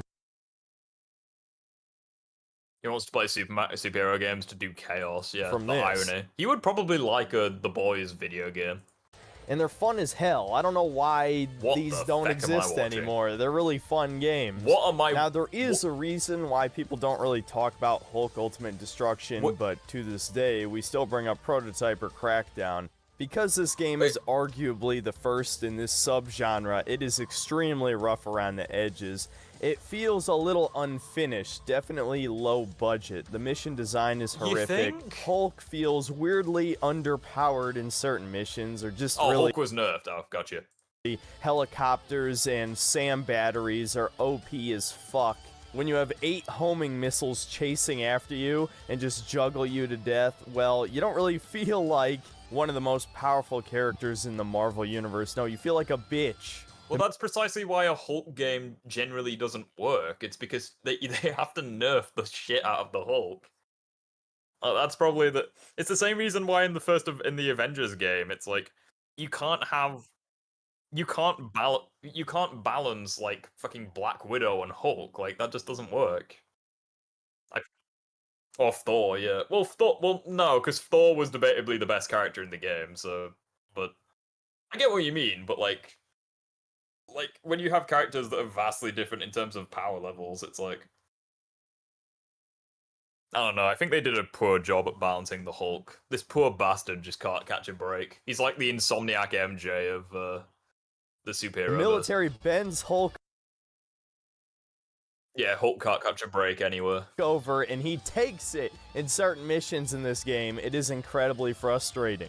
That being said, this is probably the closest game, and forgive me for sounding like a game journalist here, that makes... Technically in games, Hulk should be unkillable. Because the more damage he takes, the more angry he gets, and we all know what happens when Hulk angry.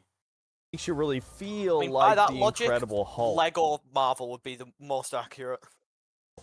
Why? Oh, because the small heroes physically can't damage Hulk. Yes. Picking up cars, Yeah, that's molding them actually a to good your point. fists, smashing... We truly live in a society where Lego games have it better than like these ones, but tanks, throwing boulders at helicopters. For how simple the game is, it's still pretty fun, but I would definitely recommend Prototype over this, as it's pretty much everything Hulk Ultimate Destruction is, but better.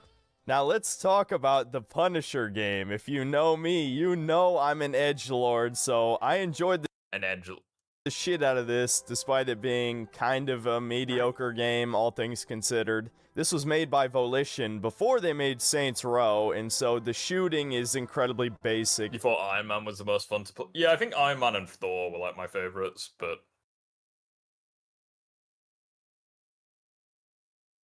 mainly just because of the flying enemies. Like the flying enemies could get fucked, so I like playing as like a character who could fly, so I could like deal with them easier.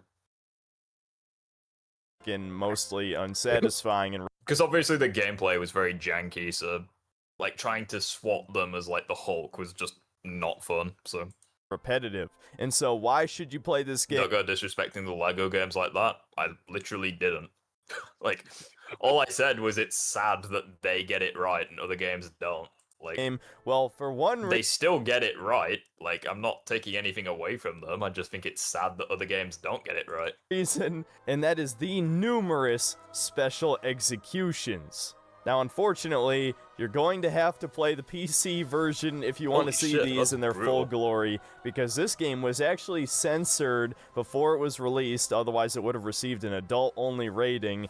But a simple patch can... I'm starting to realize why he likes Elden Ring. It's because you can kill literally everyone. Restore these executions on PC. And honestly, there's no point in even describing...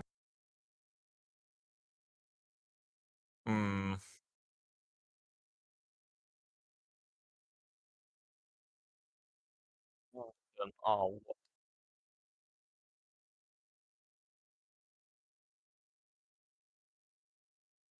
Bruh. How much do you reckon that he's gonna, like, just randomly bring up Insomniac when he's on about the Arkham games? Yeah, probably. And you can't talk about superhero games from this era without covering the most critically acclaimed ones, that being Batman Arkham Asylum and City. Now, I haven't played these games since they released, but I remember Arkham Asylum fucking blowing my mind when it came out. It was probably the most faithful and most love put into a superhero game that I'd ever seen. I was never the biggest DC fan, but I have to admit, Batman is such a good rogues gallery that I was hooked the entire time. It had that great Metroidvania level design to the whole thing, and I just remember pretty much loving it from beginning to end. Now, City, in many ways, was an upgrade, especially in the combat department, but I was never a big fan of Arkham Combat, and I didn't really like the mini sandbox, so even though a lot of people would say it's the better game and arguably a masterpiece, I don't remember liking it as much, but it was still definitely a great game, had a great story, and to this day you're still going to hear people talk about these games. I mean, they're pretty much in the Hall of Fame of video gaming at this point. And I've pretty much just scratched the surface here. There's the Darkness games, of which this... Oh, that was it. Okay, so we'll go on to the decline. Oh, I didn't mean to put on watch later. Fun, Good but God, it was I don't around want to touch this ever again. the end of the PS3 era where things started to change for the worse. And this is also, not so coincidentally, when I noticed the quality of the gaming industry starting to go downhill. It's funny that the first Avengers movie released in 2012, Oh, yeah, and he's yet, gonna talk about after Marvel's its Spider-Man release, in the very decline. few good superhero games came out anymore. At the beginning of the PS4 generation, we got Infamous Second Son, which was... Like, yeah, I agree. There have been some recent superhero games that were awful, like Marvel's Avengers, Suicide Squad, Gotham Knights I wasn't a huge fan of. Heard the Guardians of the Galaxy game was decent, but...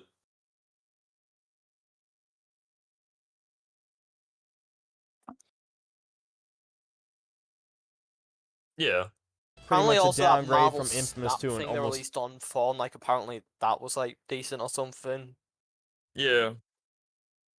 And apparently Maybe. like was like every way. It streamlined the gameplay and you had more powers, but Delsin was not a very likable protagonist and the story was kind of lame. And ultimately, Infamous died after this. There hasn't been another game since. Arkham Knight came out, which many people think is Female the boss, best yeah. out of the Arkham Female character does anything cool. Female boss. games. I thought it was a bit of a downgrade in some ways. Gotta go have fun with the stream. Yeah, you too, dude. But I can't deny that, in terms of graphic fidelity, it's one of the most beautiful looking games ever made, even to this day. Many people have cited that graphics have only gone downhill since Arkham Knight, with only a few notable exceptions like Red Dead Redemption 2 actually pushing video game graphics forward toward more realism anyway. Me, I don't care so much for realism, it's always about the aesthetic design of the game, you know? I don't want video games to be realistic, but Arkham Knight did strike a nice balance between comic bookiness and photorealism that it just looks so damn good, it really does. And then we didn't get another notable superhero game for 3 more years when we got Insomniac Spider-Man, which frankly I think is just kind of overrated. Is it a bad game? No. I actually did enjoy the game despite the creeping little hints of wokeness. Have you noticed how he's Oh not he just mentioned wokeness. Have you noticed how in the game, I mean, we're going to tackle that in a second, but have you noticed in his gameplay, he's not, like, all he's doing is holding RT. Is it a bad game? No. I actually did enjoy... Like, he's not diving to gain speed, he's not point launching, he's not web zipping, he's just swinging, that's all he's doing. Enjoy the game despite... I guarantee we'll have a... I guarantee we'll have that. There's not enough to engagement in the swinging. Like, yeah, no shit you think the swinging is bad. You're not engaging with the mechanics. It's like if I said, oh, this Devil May Cry has crap combat, when all I do is spam light attacks. It's like, yeah, no shit. Creeping little hints of wokeness in there, like making Mary Jane a reporter instead of a supermodel, which just makes her a shitty... She was a reporter in the Ultimate Comics. ...clone of Lois Lane, and you were forced to play as her multiple times in that game. I mean, even if she was a clone of Lois Lane isn't woke, so... Yeah. I don't understand that argument. No, which were Lois just Lane, awful but ginger. padding. I don't know. And then, of course, shoving Miles Morales in because he was the new popular thing. And oh yes, I've seen the leaks for the ending of Spider-Man 2. No, I'm not going to spoil them in this video. You can do that yourself if you want to see just how bad Insomniac has gotten over the years, which is sad because they used to be one of my favorite developers. They actually have made multiple of my favorite games of all time, including my favorite game of all time. So it's very sad to see them slowly fall apart, much like Naughty Dog did, but it was only a matter of time.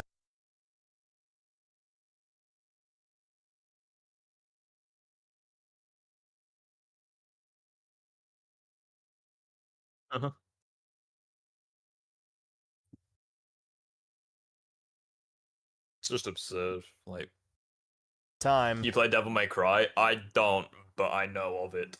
After they were bought out by Sony. But yeah, Marvel Spider-Man, in terms of like AAA cinematic Sony slop, was probably one of their better games to have come out in the past 10 years. But I don't like movie games, dude, and the gameplay here... First of all, it's not a movie game. Secondly, you simp for the movie game for Spider-Man 2. Was a clone of Arkham-style combat, but with... Literally wasn't. With a lot more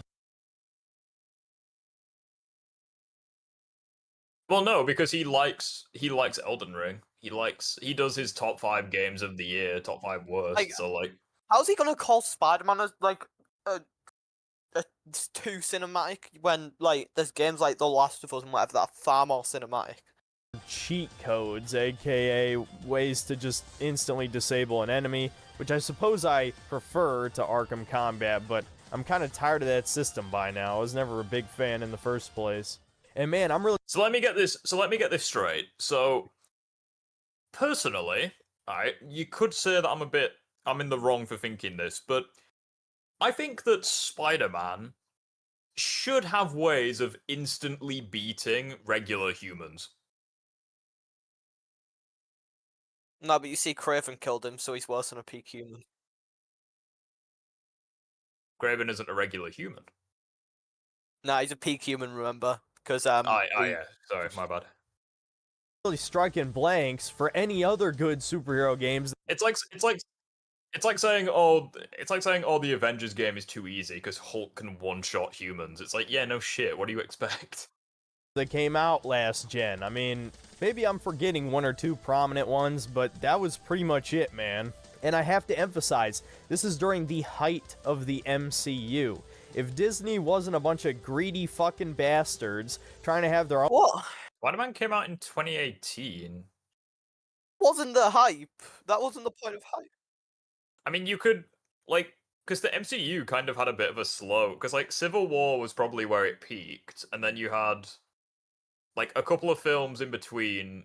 Because obviously this released around the time of Infinity War, but, like, I don't think it would have, like... I don't think Infinity War boosted this game, because obviously it was teased back in, like, 2016, Wait, Infinity 2017. War was, like, 2018 time? Yeah, this game and Infinity War released at the same time, but obviously at, like, E3, like, we knew of this game, like, back in 2016, Oh, 2017. I did not think that came out in 2018. Jesus Christ. Yeah, feeling old yet? I thought Infinity War came out way later because, to be fair, the only reason I actually have any context for when Infinity War released was that there was a Fortnite event. Yeah, That's Infinity the only War thing was I remember about 2018, Endgame was 2019. Feel old. own game studios and have a million shitty gotcha mobile games going at the same time. They could have maybe put out some awesome AAA experience, like an Iron Man game, which is really what everybody wanted, and now finally they're getting around to making one after Iron Man's been dead for years in the movies now. So now we come to the... Wait, hang on. What? What was that? They're getting around to making one after Iron Man... Oh, okay, never mind. I thought he said it's gonna be sick, but no, he said it's gonna suck. Fair enough. But I'd also like to point out that the Iron Man did get a few games, like, especially when the first Iron Man movie came out, and they were shit, so... Man's been dead for years in the movies now. So now we come to the last part of the video, basically the downfall of superhero games. And of course, the biggest blunder, the one that I'm sure all of you knew I was going to talk about, is Marvel's Avengers. We finally got an Avengers game, and it was a fucking co-op looter beat-em-up. Are you fucking kidding me, dude? With all the technology of modern... It's almost as if the Avengers work as a team. Games, well, no, but you see, they couldn't Hulk match got a solo something movie as before, simple so. as Spider-Man 2 on the PS2. No, we got a fucking linear mission-based loot game. Designed, of course, to nickel and dime you. Oh, and you may have not seen, but recently it was actually taken off of all storefronts. I mean, yeah, I agree. Like, this game was complete shit, but, like, that's neither here nor there. Because Square Enix lost the license, they no longer have a deal with Disney to make Marvel games because of this game, of course.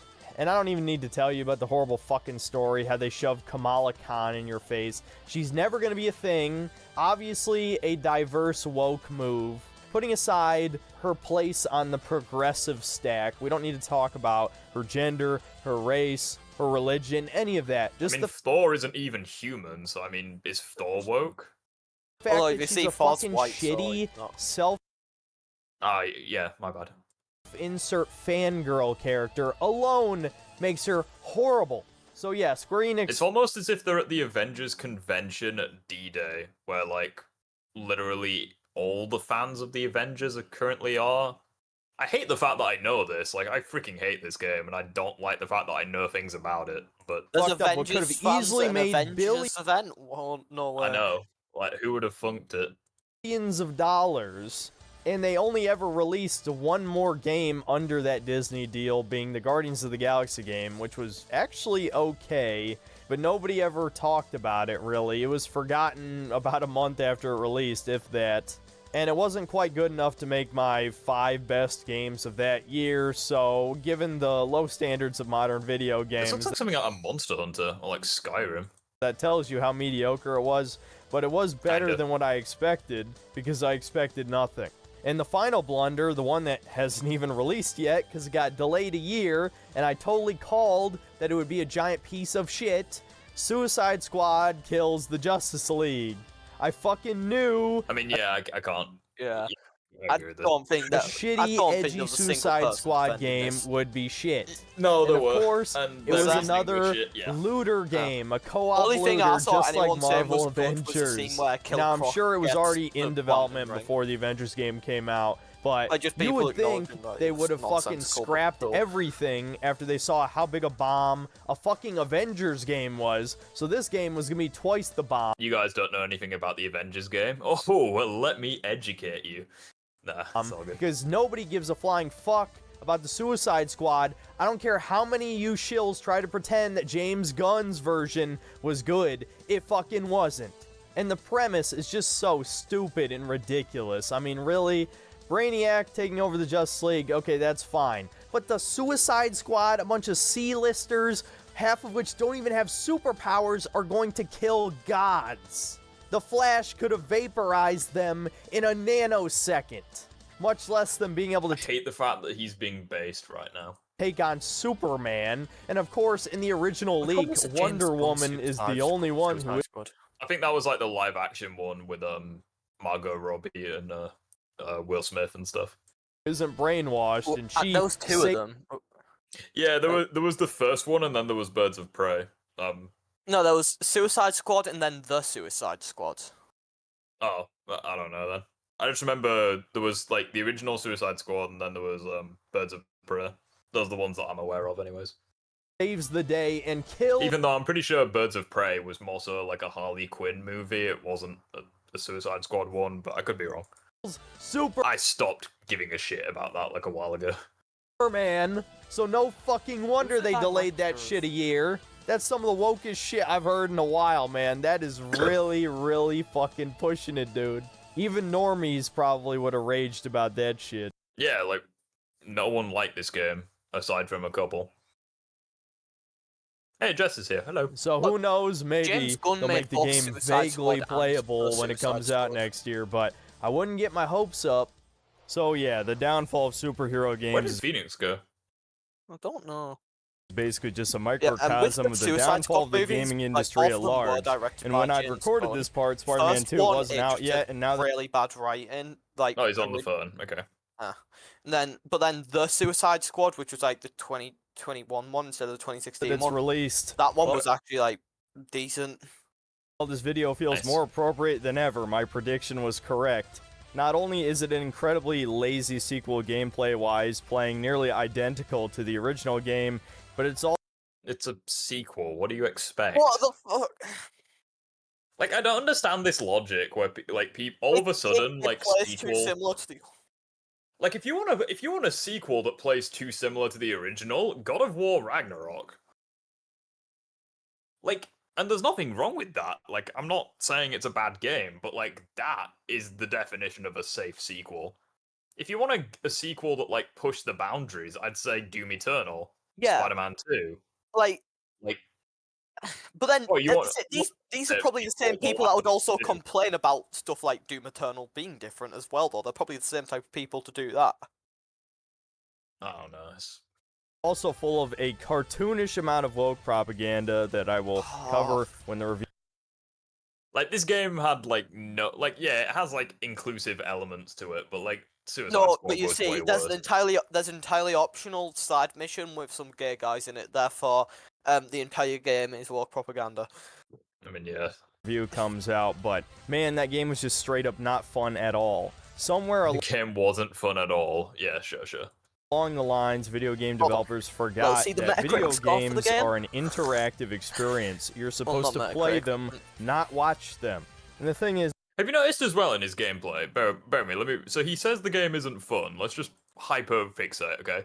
the lines, So he has multiple opportunities where he can perform finishers. video game He developers chooses forgot not to. that He video proceeds to games just are an spam the interactive attack button. experience. He could perform a finisher. He doesn't. He has all of his abilities apart from one actually on standby. One of them's on cooldown. You're supposed to play them, not watch them. And the thing Like, this is the problem that I have with people like this. They complain, oh, the game isn't fun, but they're not engaging with the mechanics. What was the game's name called? Was that literally just called Spider-Man 2? Yeah, Marvel Spider-Man 2. Or Marvel Spider-Man? Well, you could type in Spider-Man 2 PS5, it'll come up. Like, let's not lose any sleep over it. No, it genuinely didn't come up until I searched up Marvel. Oh, fair enough. Just give me the original. Just one type in and Spider-Man 2 Madden. PS5, it'll come Yeah, up. But, like, yeah. Use a score of 8.8 on Metacritic. So I just don't understand this logic. It's like saying, oh, like, could you imagine if people said Call of Duty was like crap, and you thought, oh, fair enough, maybe they have a point, but like, they play you've played COD multiplayer, haven't you? yeah. Yeah, I mean, like, well, which imagine one? if, but just any for the sake Yeah. of the analogy. So like, they say, oh, the multiplayer is overrated, it's boring, it's bullshit. It's like all they ever do is they play Nuketown 24/7. They don't sprint, they don't crouch, they don't aim in, they don't use grenades, they don't use score streaks, they don't use anything like that, and they say the game is boring. It's like, yeah, no shit. You're not engaging with the mechanics. It's also on Black Ops 3, and they just sat there with the brecci. Yeah, or it's like saying I'm trying to think of like the recent games. Like I don't even know. Oh, it's like saying it's like saying that Warzone sucks because you spawn in with a level 1 pistol. It's like, yeah, no shit. You have to go out of your way to find stuff. Oh no, you know that guy just said that like nobody likes Spider-Man 2. It has it has a higher user score than every other thing. It has a higher thing than the Spider-Man 1, both that and the remastered, and it has a Really? higher than Miles Morales. Yeah, the Spider-Man 2 is an 8. Yeah, Spider-Man 2 is Yeah, we 8.8. Miles Morales has 7.7, and then original has 8.7. I'm pretty sure. Yeah, Phoenix. I don't know how much you could hear, but like he keeps saying like the gameplay in these games is bad, but like if you Review watch comes his out, but, gameplay, man, that game he has multiple opportunities to perform finishers. All of his abilities are on standby except for one. was He just just straight up proceeds not to fun spam at punches. all. Somewhere along the Yeah. lines, video game. It's like like if this was me in the PS4 game, I would be up in the air like this. I'd activate battle focus, get all my stuff away, basically spam finishers, toss a couple of grenades mid-combo, because you can do that if you're fast enough. You can basically throw a grenade, perform a finisher, the grenade will still go off. It's like, there's so many things you can do. Game developers The environment, like... forgot that video games are an interactive experience. You could web up an enemy and throw him into that guy. Like, there's so many things You're you can supposed do. to play them, Oh, not this watch gameplay them. is The thing is, this one the Polygon Journalist Doom 2016 gameplay. It's like saying, oh, Doom 2016 is like, because I know that Dead Cow, you're a massive Doom fan, so like you'll understand this. It's like saying, oh, Doom 2016 it sucks, it's way too hard, and then you watch gameplay and they're just treating it like Call of Duty, like they're not jumping they'll around, just they're run not around doing with, like, glory kills, they're they'll not all- throwing grenades, they're not. Yeah, it's like you're not, like I don't want to be that guy, but it's like if you're not engaging with the game's mechanics, then no wonder you think the game's bad. But that doesn't mean the game is bad. That just means you're a nitwit. why my very low attention span is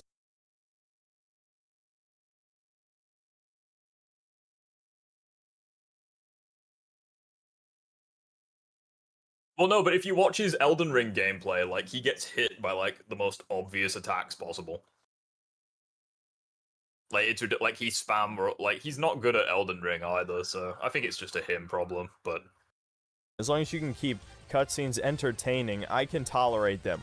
I would prefer a story be told through the gameplay, much like people keep citing Half-Life 1 as a great example of a game that you're pretty much playing the entire time. I mean, one of the things that I think this game does really well is how it transitions from gameplay to story, like, almost seamlessly. Like, the lizard boss fight especially, where you have, like, phase 1, then it transitions into a chase, then phase 2, etc. The story is told through the environment and the scripted events during gameplay. But no, Sony games don't do that. They force you to watch hours of cutscenes while they moralize to you and teach you lessons that we were all taught during elementary school, and yet they're still lauded as these really deep experiences like revenge is bad or be better. What a fucking great theme for a game. Be better. It's almost as if that's the theme of the whole game. Be greater together. Like, what the fuck does what, that even mean? a game puts focuses on its key themes? No way. In Spider-Man 2 it's like those people who criticize God of War because he was a dad. It's like, yeah, no shit. That's like the point of the games. Continues a this game about trend by character trying... development is character development? It's like, oh, it reminds me of Joker claims that, like, Kratos was nerfed in Ragnarok. I'm like, yeah, I'm not even gonna bother. To Even normalize... Though, like, in literally everything I see to do with power scaling with, like, Kratos, or, like, comparing it to other characters, it's always the Ragnarok feats I use. Well, yeah, because he's at his strongest in Ragnarok. Yeah, I know. It's because, generally speaking, the Norse gods are stronger than the Greek gods. And the Greek gods are the ones that he fought when he was younger. And the Norse ones are the ones he's currently fighting, so... all of the great social change that has... like, I don't know shit about God of War, but even I know that. ...happened in the past decade. Again...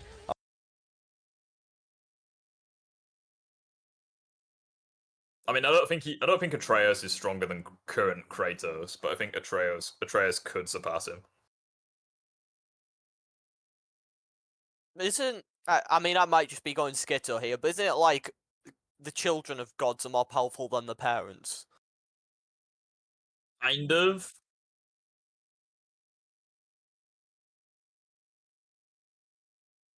I mean, maybe, but, like, I don't think Thor is above Odin, for example. I mean, maybe, but, like, I don't think... I just heard myself. That was a bit weird.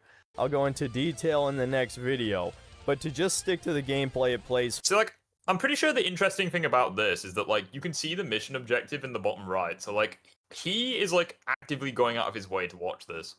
Far too similar to the previous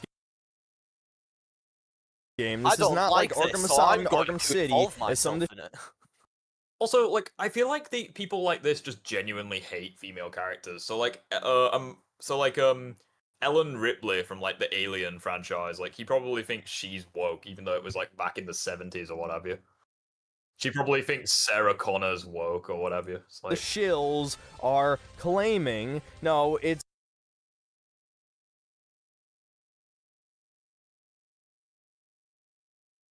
I mean, yeah, but I don't really like Tomb Raider either, but... it's just a fucking lazy sequel with the same exact gameplay as the last one. Actually worse in some ways. He probably does hate Lara Croft. Worst gameplay. And the game is clearly not made with passion, except passion to spread political propaganda, as the developers are, well, I heard a rumor there's 70% women. I'll try to verify that in time for the next review, but for now I just gotta get this video. Why do you... like, why are you finding stuff out like that? Like... video out. It's like how in his review of the Spider-Man PS5 game, he was, like, counting the minorities. So maybe it's just a him thing. But I guess the point of this video is to once again... yeah, like, every time there was someone of, like, a different ethnicity, he would point it out. Like, you would be like, oh, Genki's the fat Asian kid. It's like, Haley's just a black girlfriend. That's like a 5-year-old who's, like, never seen one movie. It's like Where's Wally, but, like, with the minorities.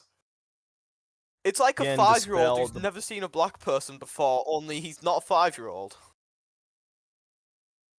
Didn't Kratos lose his powers at the end of God of War 3? Wait, are you suggesting that Kratos was nerfed? bullshit Kratos that was is, nerfed. oh, it's No, just people- nostalgia that you like those... Because I know he kills Zeus, but I can't remember what happened. I think like Zeus kills. Fucking no idea. Couldn't tell you.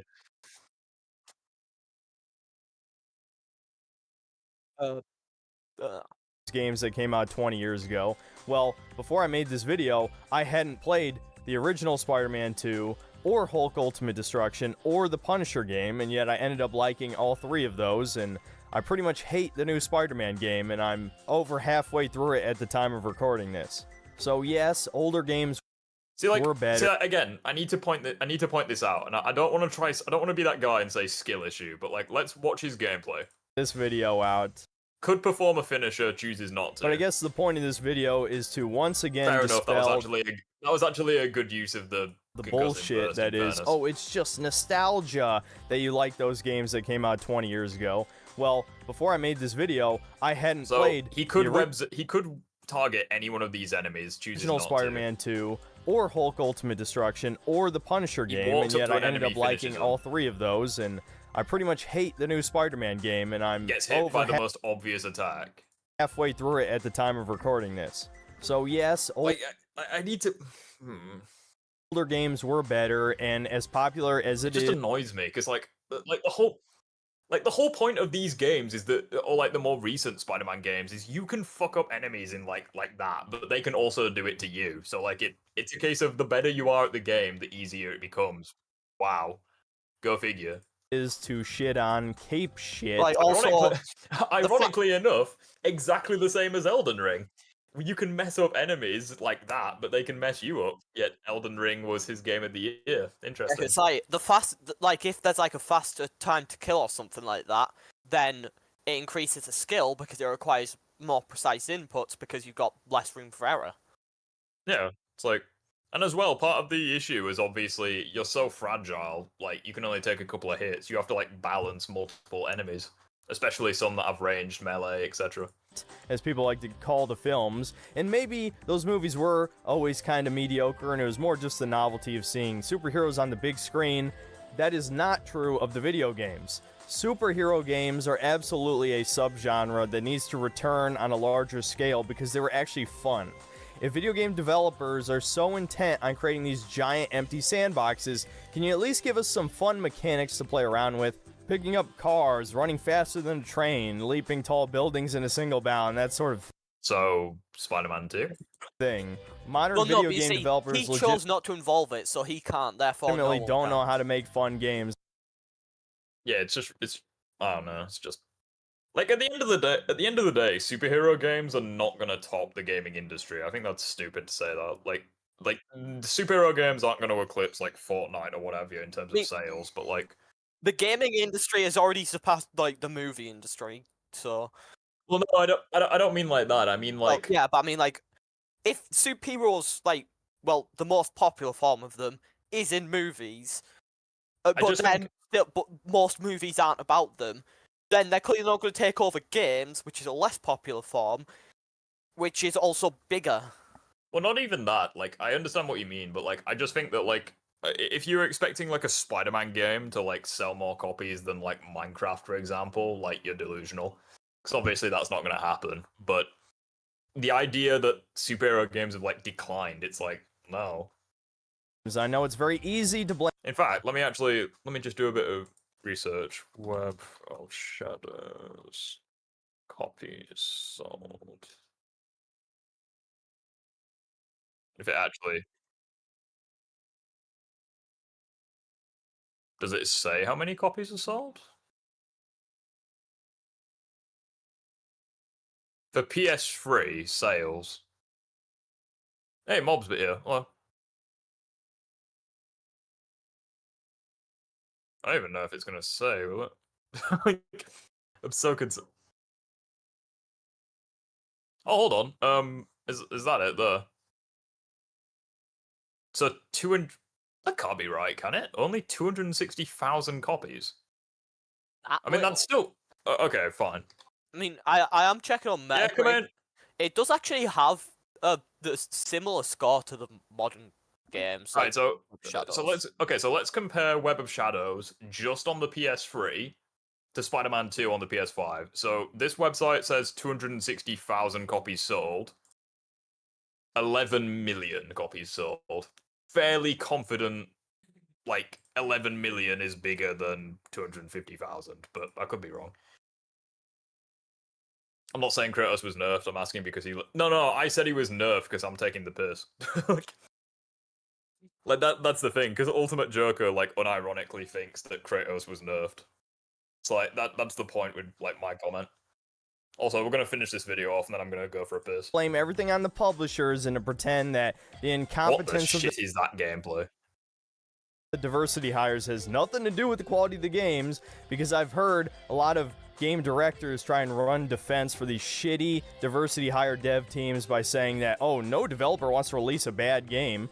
Yeah, well, what if they have such giant egos and bad taste that they think they are making a good game? Friendly reminder that he likes this game, but MJ in this game looks like Marguerite from Resident Evil 7, so... The new Spider-Man 2 has a 91 on Metacritic. Trust me, that's gonna come up in the video. And so, yeah, I hope you're looking forward to that. It'll probably be the last major game review for a little while, as I need a bit of a break. I'm kind of burnt out on playing all these crap. Alright, so should we have a look in the... Alright, so what was that video that someone sent me? Wasn't it in the YouTube related stuff? Yeah, here we go. Peter Parker's Cult Classic Rage. That's the one. Or Cult Classic. Hey guys, welcome. Oh, oh yeah, I forgot. It's a woman. Someone said that.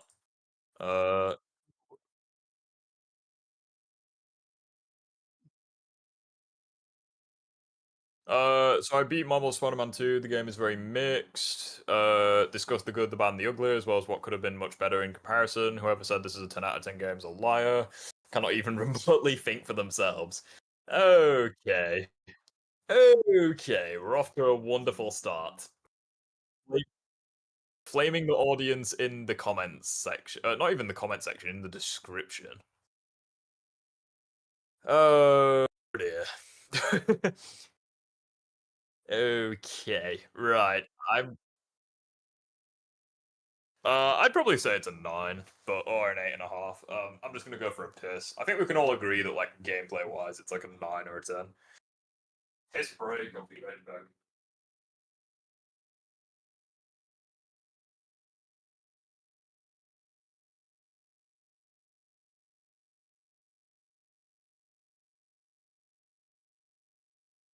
Yeah.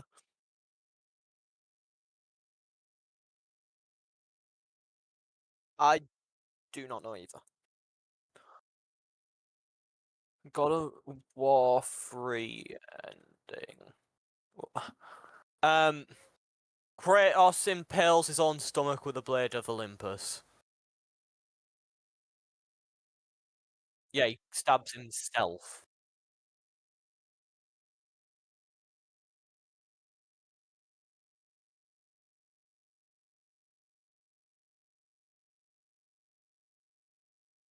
Oh no.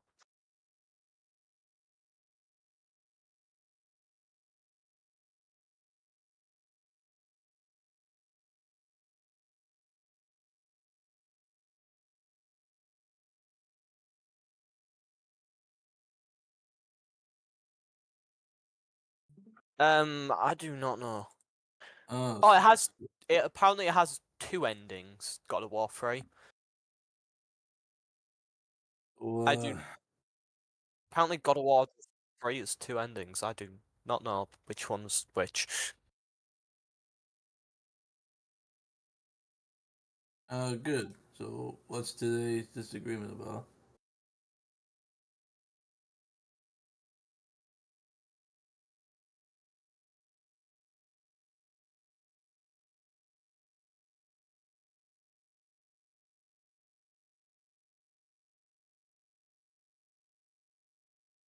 Oh man, that is a total lie.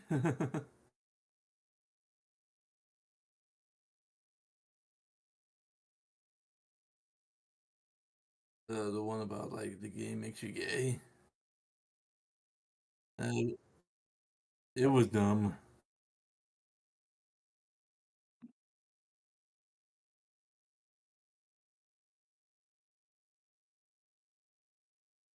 It has returned.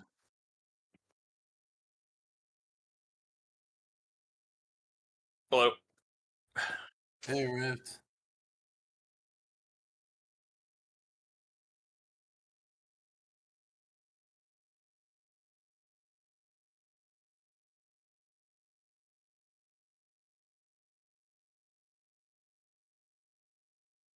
Buffo cameo. Spider-Man 2 made me gay, lol. Right. Go back to the Cool Classic Kids Show, and today we're Jesus Christ, how fast were you speaking? talking about Marvel's Spider-Man 2 because, well, I just completed this game, and I did end I up love how the camera keeps going out, in and out of focus. streaming it. Took me 3 streams. You guys have seen the positives and negatives. You know, if you were watching with me, it was an interesting ride from start to finish with Marvel Spider-Man 2. It's like a sensory overload. So, if you watch that unfold, well, I guess Just has an aneurysm maybe in I'll a be second. discussing some of the thoughts I had while playing the game. But I just finished this a few short hours ago, and just want to give my overall thoughts, having just finished the game fresh. And yeah, This is why you script your videos. if you haven't watched my live streams, well, here's my overall thoughts so far. So, starting from the basis of the game's performance, gameplay is really well. Visually, very, very impressive. I think overall the graphics are Off to a good really start well so done. far. I at first was playing at the 60 hertz performance mode, which visually I thought was very, very nice. Eventually I ended up switching to the what is it, the 120. Oh god, I wish that she put timestamps in the video so I could just skip to the bad shit. The fact that I have to watch all of it. 20 hertz that, the VR Talk about the part where Peter Parker is somehow worse than MJ. I want to hear it. mode, essentially. I turn I on the need to VR use the mode transcript and of the switch video to to the get to those fidelity parts. mode Where the fuck did Spider-Man come from? I hate not having at notification 40 sounds. FPS. And overall, I didn't really... Alright. It took me a little bit to adjust the... No, I've got no issue you being here. It's just Discord sounds seem to go on and off. 20 less for imps. But after giving it some time, I couldn't really tell the difference. And honestly, the game looks gorgeous. They know how to make a damn good looking game. And that is a testament to stream. That was my choice to stream from my PS5, so it is what it is on that front. I really wish PlayStation would let you be able to switch between games and not have the stream forcibly stop itself just because the game crashes. Yeah, PlayStation shit. It led to a really funny glitch, so I don't understand the complaints about that. Overall, the game is really not that buggy. They just need to patch some things in order to fix the Okay, well here she's showing gameplay, so Man, you're doing your thing. You're fighting crime. You're swinging around. You're gliding around. These new mechanics that they introduced are so amazing, from both the fighting aspect as well as getting around the city. The gliding. You could even surf technically. All that stuff's really cool. And overall, I do enjoy that. The fact that now I hate the long pauses in between the speech. Oh, I'm really hating this. now you don't have to slow down time in order to switch gadgets when fighting is a big deal. Now, I don't know if you're not playing. I don't script my videos, but I don't do them all in one take either. I do small 20-second takes for my response. How to try and talk for more than 4 seconds? I'd just Absolutely stupid. That's why I don't make videos. There's sections in the game in which you're forced to do puzzles. I opted to skip those puzzles. I'm sorry. I can't be bothered. Okay, so you can skip the thing that you hate. Okay, where's the problem? I in 2018. The puzzles suck. I skipped them because they suck. It's okay, so you skip the thing that you have an issue with, so where's the issue? I chose to do the puzzle segments to feel like I mean, the puzzles in Spider-Man 2018 were great, in my opinion, because I like counting. Feel like I did the whole game for myself. Now I just don't. I mean, the optional puzzles like, that you can do in the lab just to get research tokens, like, yeah, those are pretty pointless. I'd rather just do the research bases, but that's just me. Don't care. I'm sorry. There's only so many times This girl might be an anime fan, you reckon? you could force gameplay Maybe segments that away. are just not fun. I mean, based on the hat, like, she looks like she's just broken out of... She looks like she's been playing Mob of the Dead, if you know what I mean. I wish that I could skip all the walking simulator segments. All that stuff is just not fun. I don't know who had insomnia. Oh, I've seen people complain about I'm guessing, like, the cycling aspect. Or, like, the walk. Insomniac chooses to put these segments in the game thinking that it's a good thing and people justifying it, but I am convinced wholeheartedly that Please show gameplay of what you have issues with. a lot of people that do make these decisions Also, I hate that there's no music. This is... Right, you know what? Fuck this. Stopping already? Improve their video for them. Yeah, I'm just going to improve that video, Bomis. What the fuck is my recommended? It's kitchen... It's kitchen nightmares, alright? I like Gordon Ramsay, but every once in a while you have a bit of a weird one. What is the recommended on YouTube? Oh, Synthetic Man's 2021 video came up. Interesting.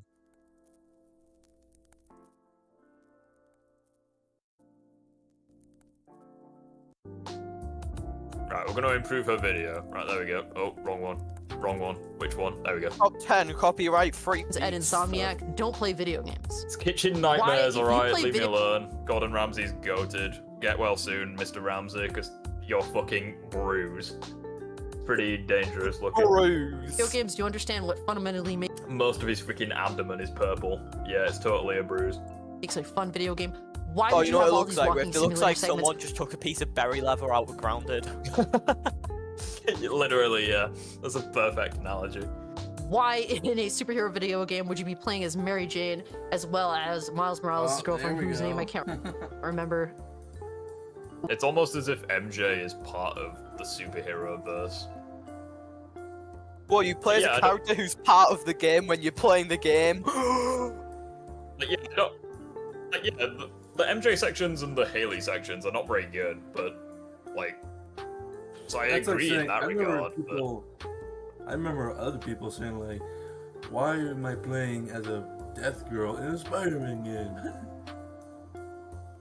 Why are we doing this? Why are we doing little nonsensical puzzles for things that I don't care about? I mean, you're not doing them at all, love, because you said earlier you skipped them, but okay. Why are we doing it this really stuff that I breaks up- skipped? You're not. Why are we here? Just to suffer. Breaks you away from One day MJ will stop getting hated on. Never. Never. actual When you gameplay find out that that you an want. optional mission is optional. Like, literally, MJ gets hated on in videos completely unrelated to Spider-Man. Like, it's so stupid. They act like she's the devil. Like in that video I did recently where it was like Toby is the worst Spider-Man, Insomniac MJ still managed to get hated on in that video. It's like, I don't...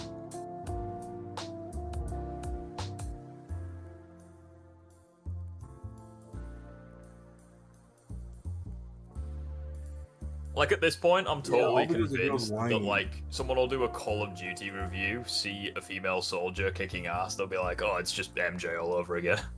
Like, Why do I feel like now, like the play. And Why I do I feel understand, like you know, that mixing now things up. I think that that's important. I think that's every why girl it's in great video games now? to be able to switch between Miles Morales as well as Peter Parker. It'd be nice if they felt a little more different from each other. But overall, they literally are different. Miles has like electric powers. One of them is Thor, one of them uses anime tentacles. Like, they're completely different. and I just don't understand. One of them's gonna touch you inappropriately. One has No. electro powers. You've been playing the wrong Spider-Man game. Oh, you play video games and you think that these are fun segments for a gamer to want to go through. I mean, if you own a PS5, chances are you've played The Last of Us 2, and The Last of Us 2 is literally just the MJ mission stretched into a full game, so... It's something I would rather prefer to be a cutscene or something That's I mean, the puzzles you can skip, but yeah, the stealth sections suck. I agree. just how I feel. Or I'm going to go over things that I think would have made Marvel Spider-Man 2 an infinitely better game, because and you don't have to be a genius to figure out how to make a game so much more fun as a gamer. There just really isn't. Instead of having walking simulator segments as Peter Parker or as Miles Morales, where you're kind of doing story stuff, why couldn't we play as Kraven the Hunter instead? Why couldn't we play? Why couldn't we play as Kraven in the Spider-Man game? I wonder. Yeah, why couldn't we play as the character who's not even in the game for most of it? He's like doing shit behind the scenes.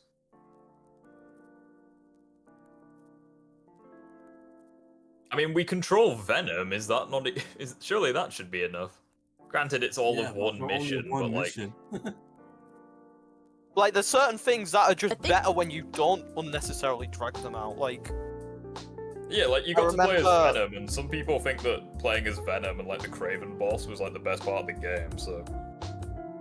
But like, there's also like, it's sort of a awkward situation because like, people see like the limited time bits as better because of the fact that they're good stuff, but they're not. There's no unnecessary stretching in them. Like I remember Also, in Titanfall 2, like the like time travel ability, that was like one of the most like things in the game, and yet that was only one mission. I think this game suffers from a lot of inconsistency during the gameplay.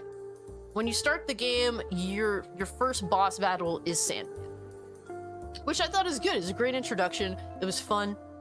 It was a lot of hand-holdy stuff, which I don't really like, but it's a fucking tutorial. What do you expect?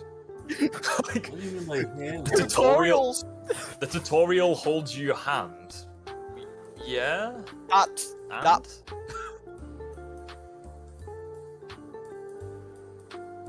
As an introductory A segment, I don't mind that at tutorial all. is meant to help. Since then, there's not really many boss fights for the first half of this game. Mostly because a lot of the first half of this game is walking simulator time. Again with that word. Sadly, that's the case. Why instead, like, instead of doing walking simulator sections, why can't we play as Kraven? Kraven is Because Kraven's not in the first half of the game much. Like, what does Kraven, like, in the first half of the game, what does Kraven actually do? Like, he kills... He goes to the city, like, off screen. Like the prison break. Like, he really does. It's mainly just the hunters that, like, do stuff. He's just sat in like a locked room in like a dev room, just doing the Macarena or something. I don't know. one of the main villains of this game, and he just wants to hunt down, you know, villains, whoever is has superpowers, whoever, you know, is a bad person, good person, whatever. He just wants to hunt them. So why can't we have why can't we switch between Miles and Peter in certain segments, and then go over to Kraven, the dude that's causing all this trouble, the one that's hunting down these It's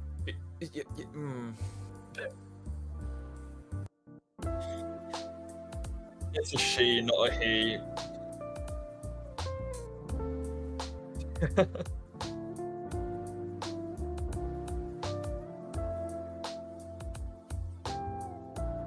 Oh, fuck.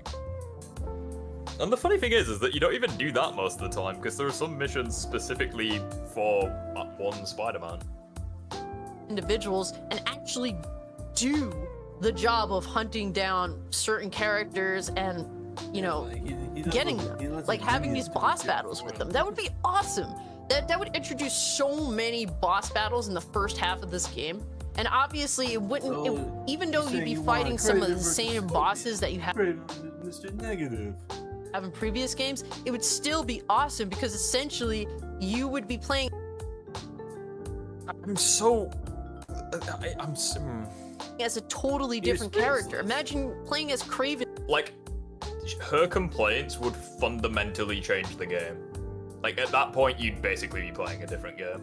And with a whole different gaming, like a whole different like scheme of controls of how to play different moveset. Kraven is a bigger dude. It would have been so much better. You could have introduced like investigative, like him actually hunting these people down. There's a part in a game in which you come across Black Cat. Why can't we play as Black Cat? Because she's a side character. Oh my she's in Paris. Like, she's literally not even in New York. Like, what do you mean? She's not even. Oh, Jesus. Like, it's like okay. She's let's. acting like Okay, she's having I'm two gonna. cameras boring. Okay, I'm gonna humor this argument because she's serious, so I'll be serious. So, Craven barely interacts with either Spider-Man in the first half of the game. So, like, what exactly would you be doing as Craven? She said hunting the villains. Like, you wouldn't be interacting with it. It's not like you'd be able to fight Peter or fight Miles. Like, what, you'd fight, like, Scorpion? Well, you've done that in the first game as Peter. You'd be fighting, like, the past... You'd basically just be replaying the events of the first game, but, like, with a different playstyle. She said you'd be hunting the villains. How would playing as Black Cat even work? I mean, you could just make her, like, a Spider-Man clone, but, like, with a grappling hook and stuff. Maybe change her moveset. Just kind of like... Just do it like how, what they're called. Like, how the side characters were done in, like, Batman Arkham Knight. Yeah, I do, like... Yeah, that's what I was we thinking. could have Maybe she totally wants had... another Batman Arkham. Like, to make playing as Craven worth it... No, I remember in the PS3 like, maybe... version of Arkham Asylum, there were challenge maps where you could do as the Joker. Like, maybe if, like, maybe if, like, for DLC, you get to play as Craven, but it's, like, a prequel to the game, that could be interesting, but, like, the thing that she's describing doesn't sound like it would work. Instead of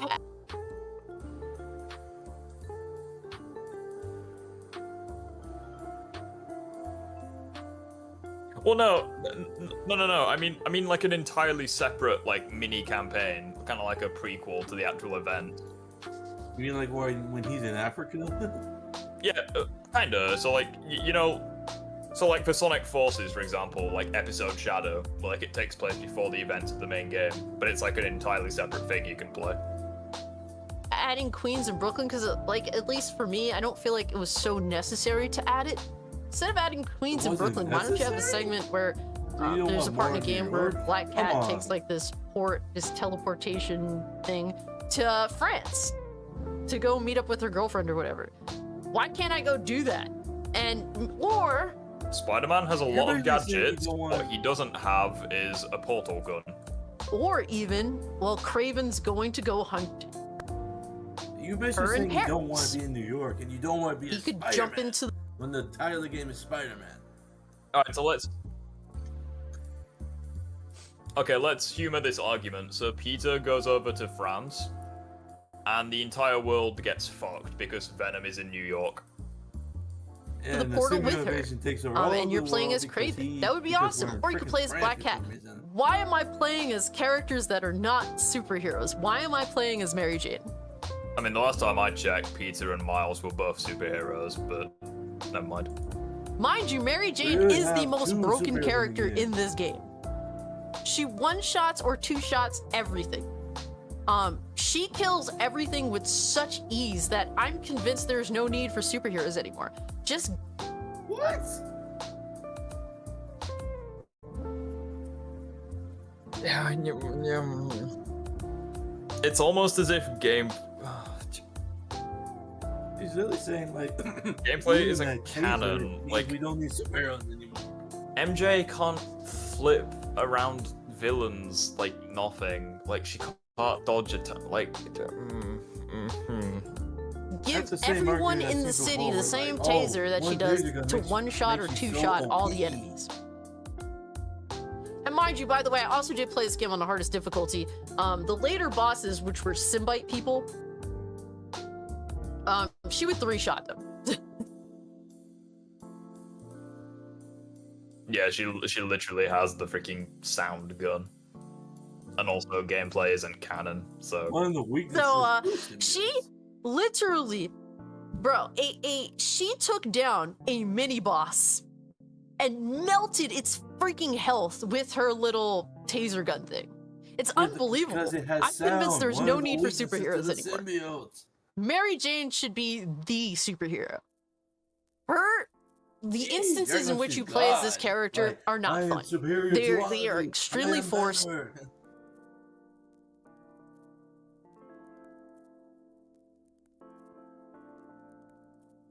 He literally broke crushes the her gun. taser in the form of his hand. He crushes the gun.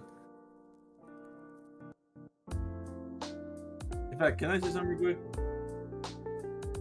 It's like she's basically saying like Mary Jane should act like Homelander, and she's like, "You need me. I am better." I'm very upset right now. For the purpose of the narrative, none of it is actually fun. She is girl boss, no doubt. She is literally broken as hell. Boss. You could literally spend so much time. Define broken. She's girl boss except for... Okay. Oh, so my she's head. so she's a girl. Right. So she's a girl boss, yet she runs away from symbiote Spider-Man. She doesn't even try to fight him. She needs Miles to lure the symbiotes away from her so that she can destroy the symbiote nest. She needs the other two Spider-Men to take on Venom because she would not stand a freaking chance. They also define broken. Her taser after Craven got it. Fighting all these These enemies, and it takes a lot of time, and it takes a lot of hits when you're playing as Peter or Miles. Or even Venom, it takes a lot of hits. You do play as Venom, by the way, which is cool. It's one of the most awesome points in the game. Kratos comes to New York and beats Venom, yeah, facts. I mean, yeah, he'd have to get one shot by MJ, but like, you know. In fact, It made me feel, playing as Venom made me feel like, I don't want to go back to playing as Miles or Peter. Who cares about them? I don't like them. It's almost as if Venom's You don't stronger like than Peters both or of them. Miles? The narrative does not make me...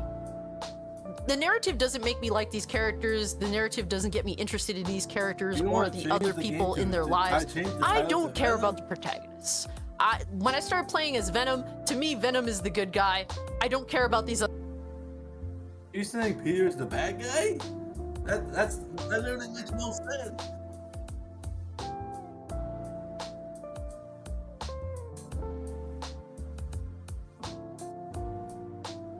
Venom really wants to take over the world. How is that defined good guy to her?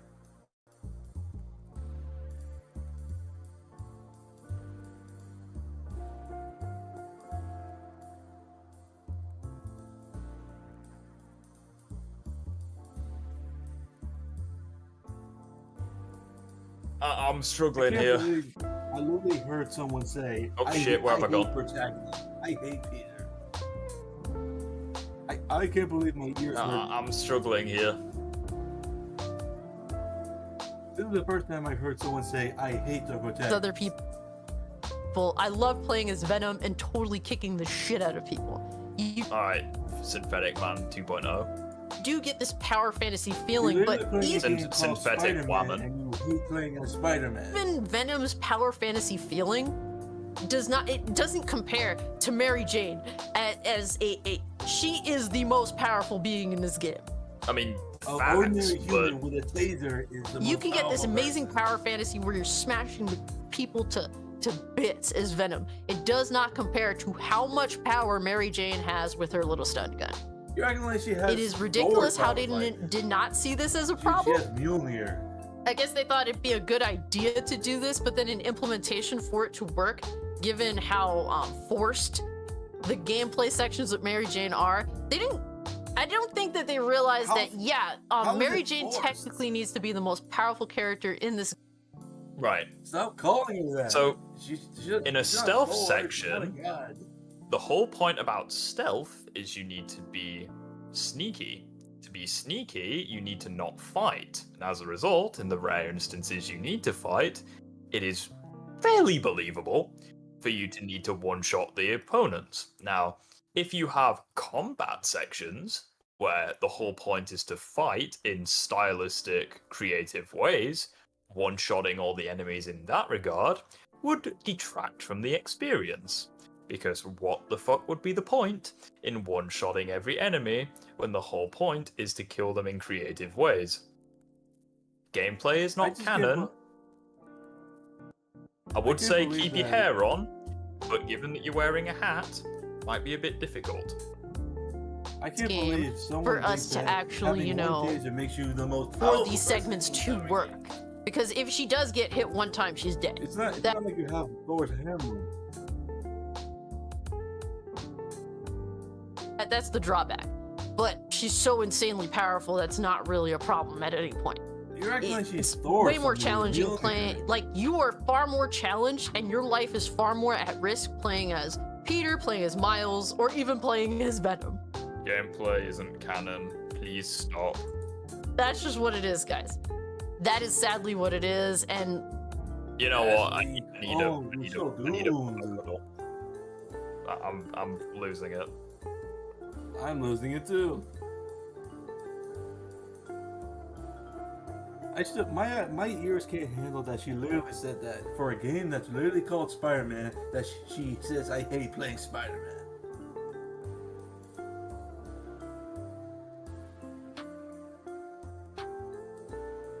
She's saying that the side characters are better than the main protagonist.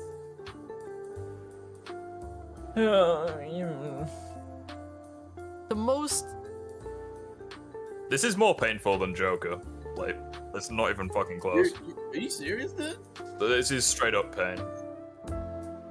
Because at the very least, because with Joker, I expect like random shit, and I expect, I'm just kind of on the edge of my seat waiting for a really racist comment from Joker. But this is she unironically believes this, and it's just so sad.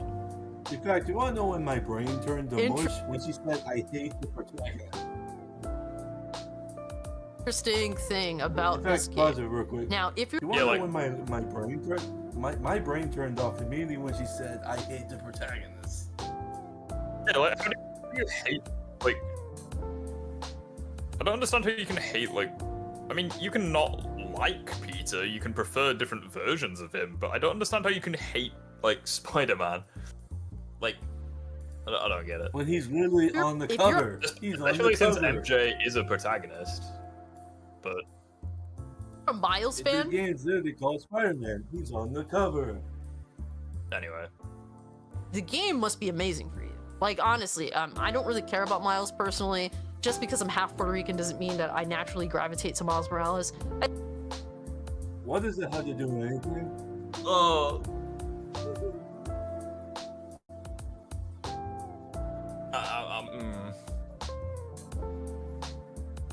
I'm just, yeah. I think he has some cool powers, don't get me wrong, but I grew up with Peter Parker as Spider-Man. Now, you don't even like Peter. If you like Miles Morales as Spider-Man, that's not problem. Good for you. I'm happy for you. I don't mind playing as Miles. I think that he has some dope-ass powers. I can fuck with Miles. He had some cool suits. Did you say I can fuck Miles? Oh Really hope not. Fairly certain he's 17 in the game, but I could be wrong.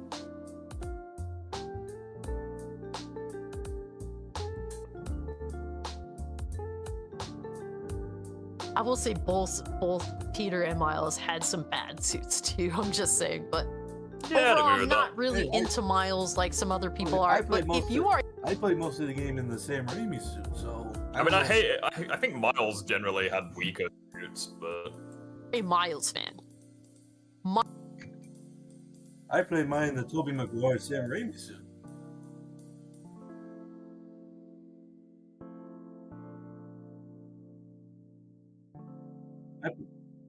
For Miles, I played in the Spider-Verse movie suits.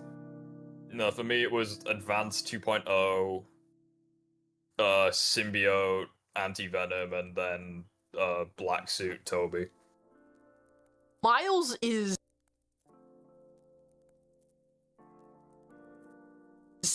He can't do no. He could do no wrong. He saves Peter Parker Huh?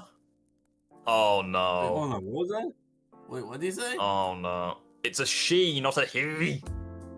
But if you are a Miles fan, Miles is.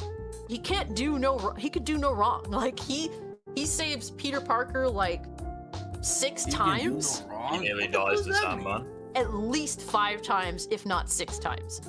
Mind you, Peter Parker. He had trouble being Mr. in Negative. every aspect of his life sucks. Obviously, Peter's known for not being able to pay his bills, having a problem keeping a job. Like, that it comes with the territory, but that's because... Can we just get someone to join the VC and disagree, please? I want this to stop. Please, can we just disagree about things we agree on? Can we just do something, like... This is torture. Spectacular Spider-Man is the worst Spider-Man. There we go, let's get people in and kick my ass. Can we just make this video stop, please? I'm not happy, I'm upset. So now we're going with Miles is a Gary Stew, apparently. Oh god. Yeah, like how Ray from the Star Wars ship was in the Mary suit. Because he's being a competent Spider-Man. I don't know what annoys me more, the fact that the camera keeps going in and out of focus, or the fact that the points are just terrible.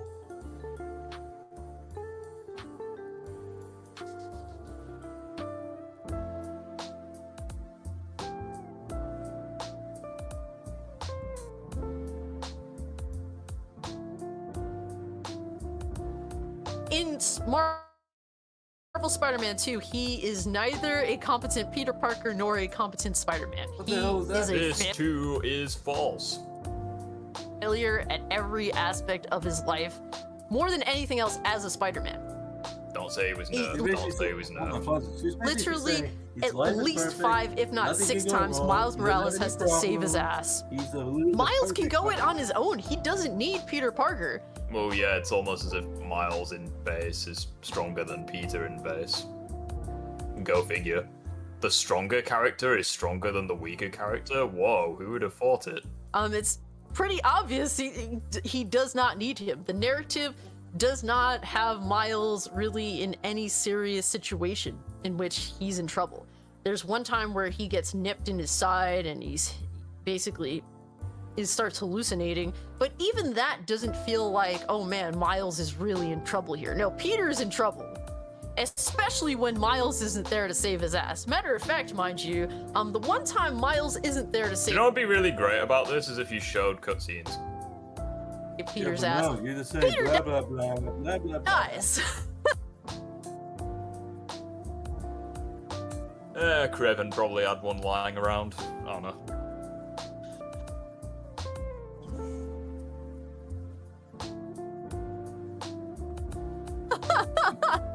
So, like, you know, it's just sad. Who the fuck just mimicked her? That was me. Someone just mimicked her. How That threw me for a loop. tragic of a failure sorry. Peter Parker is as a long-running Spider-Man. Yeah, he's a failure, you know, he didn't do anything. He didn't come up with a plan to beat Sandman and provide the gadgets to do so. He didn't stop Ray from killing Cletus Cassidy. He didn't stop Scream. He didn't ultimately put down Venom. No, he didn't do anything. No, In this, he is completely incompetent. He's just horrendous. He comes off like a little bitch. He's the... Like, clearly, it seems... Bran, I swear to fuck. If anyone else calls this person a guy, I'm gonna... It's a woman. It's fairly obvious that Mary Jane pegs Peter. But mind you, the narrative doesn't make it feel like Mary Jane nor Peter are in a relationship at all. If anything, it feels like Harry and Peter should be in a relationship. They definitely have more of a relationship chemistry than than Peter and Mary Jane do. And mind you, it's also I find this interesting that Black Cat got a glow up. Oh no. I know where this is going. At the same time, to establish her character is gay. I think, you know, obviously Peter's such a cuck in this game. Oh god. My ears.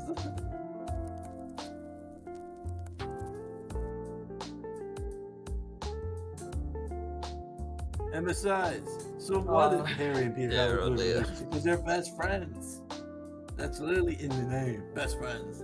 It's videos like this that makes me just want to quit Spider-Man videos and just make, like, I don't know, in We Happy Few content or something. I don't know. You should do that because this is torture. I'm not enjoying it. Like, it's pretty odd.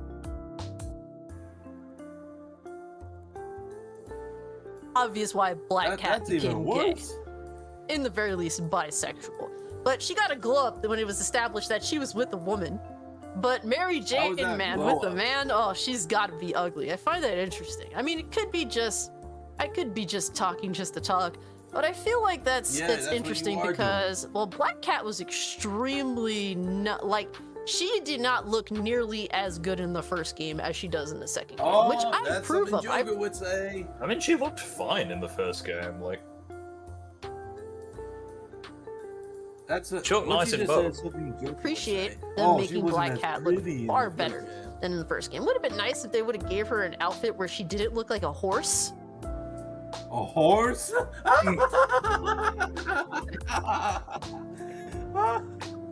A horse? Nope. Nope. But hey, we can't complain too much because at least they made her look acceptable in this game. In Acceptable? Help. Send help. terms of how her face And if that doesn't work, send money. looks anyway. Mary Jane, however, she looks like her character model, the body looks like a dude. Oh, here we go Her again with face she's ugly. looks absolutely horrendous. Her hair looks relatively There it nice. is. Another. Definitely Oh, she's so ugly. relatively nice, but in some of the later instances where she isn't wearing a grandma sweater and she's just wearing a shirt, which is a Grandma dude shirt, sweater? mind you, she looks very masculine. It's so weird. You can't say you've been reading Spider-Man comics or played You haven't read There we go again. comics. She's not. You She's haven't. supposed to be good, attractive. previous Yeah, Spider-Man like a games grandma. or whatever have you. You can't say that you've been heavily invested in Spider-Man and not acknowledge that something is clearly wrong with Mary Jane's character design. And I mean, the I fact that don't. she's I still play the Lois game Lane, just and like funny the enough, Spider-Man. at I the don't end of care the about game, how she she looks. quits her job, and she's like, I finally realized that I'm doing I don't something care that if I'm she not looks meant to either. do. Yeah, dear. Yeah, me neither. And I'm like, oh man, Anyway. you finally realized that you're not Lois Lane. Good on you. Oh, the look. Oh, there. Oh, pause it for a second. Here's another time where so many of these idiots think she's basically a copy of Lois Lane.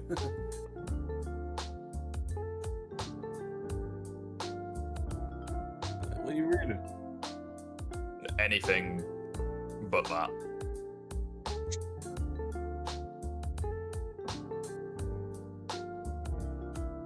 There's the. I liked it earlier on when Harry was teaming up with Peter. It had me wishing the game was swapping between them as allies.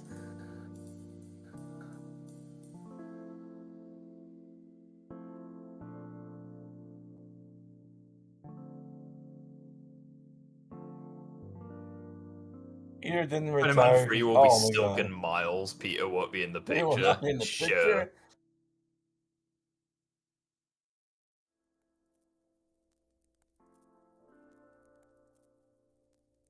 Another game saying, "Oh, this is woke, yeah."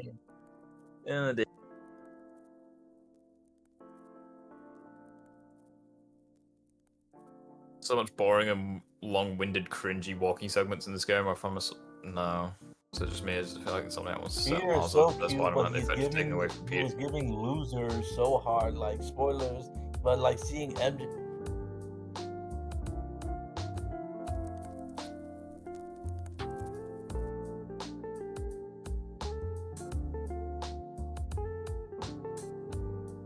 I mean, to be fair, I This don't really little like. girl- I don't really like Sinfect. Hold on, this little girl has more sense than the entire studio. I don't really like Starfield, but that's neither here nor there. Excuse me. Hold on, let me read something. Yeah, he's just. Yeah, people. Yeah, I can't believe so many people think Peter is retiring. He just said he's taking a break. Pretty much, yeah.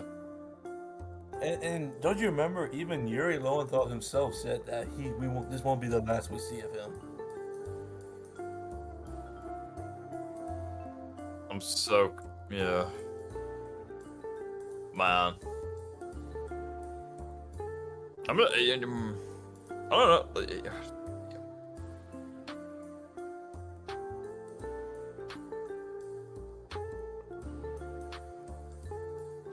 Oh, tell that to all the times like he gave up the suit in like Spider-Man No More and Sam Raimi's Spider-Man 2.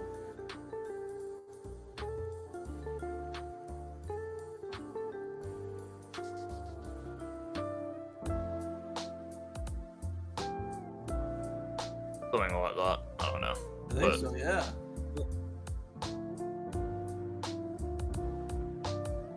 But yeah, Mayday became Spider-Girl. Can we like not talk over each other? You're acting like this is the first time when this is done millions of times. How about you guys react to Amazing Lucas? Because that's totally going to improve matters. Interesting thing. I'm glad you brought up Amazing Lucas actually, because there was. Excuse me. Oh, why is that the first thing that came up? Yeah, he does a lot of politics stuff. Yeah, an interesting thing about Amazing Lucas, I think there was a guy, I don't know if he does Disagreement Days or if he does something similar, but like there was a guy debating him on, I get to talk about the boys, so I'm a bit happier. I didn't know who you're talking about. His name's Colin. No, I know. That's not what I was gonna say at all. He's talking with someone about the boys, that specific scene where like there's that lady who's gonna jump off a building and like Homelander forces her to do it. According to like, and he was debating someone on that, and apparently Lucas reckons that the woman was a coward for not wanting to jump off. Like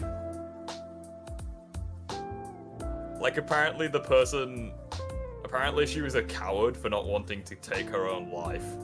Interesting. Yeah, in fact, I did see that thing, and apparently like Luke's saying like I am him, I relate to Homelander. Apparently he identifies with Homelander, which tells you pretty much everything. A sociopath who kills everything he sees.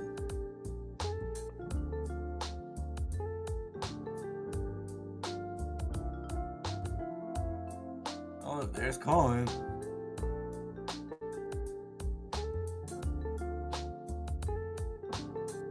And the fact that Lucas relates to a sociopathic killer is weird. I want to actually... Wait, what? Amazing Lucas racist tirade after losing a debate to a caller? Huh? Oh, yeah. Probably, I wouldn't be surprised. Right, see if it comes up. The boys... I'm trying to find the... He was debating someone on, Deadpool trailer. Cool. I think it was on one of Colin's videos. Maybe. I don't know. No, it was definitely Colin, because I think he brought it up. We'll try to find it. I think it was like long ago. No, So the boy. Also, fucking turn the music off for now. One sec. Bankai, relax. I'm not watching it.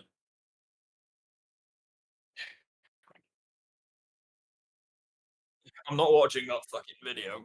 Right, hello. Season 4. Where was it?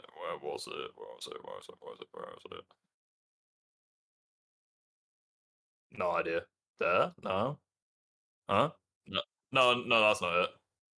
No, it was somewhere else. Because he was criticizing Critical Drinker, but he brought up oh, here it is. The Amazing Lucas.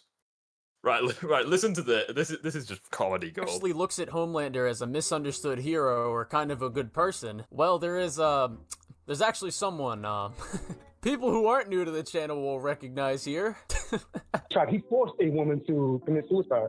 How's he a good person? I'm not sure. No. Hold on. That woman, she was going to commit suicide anyway. She wasted his time. Wasted his time? No, she was not going to commit suicide. She originally was going to commit suicide. In fact, it was only upon seeing Homelander act the way he acted that she wanted to bitch out of it and act like a coward.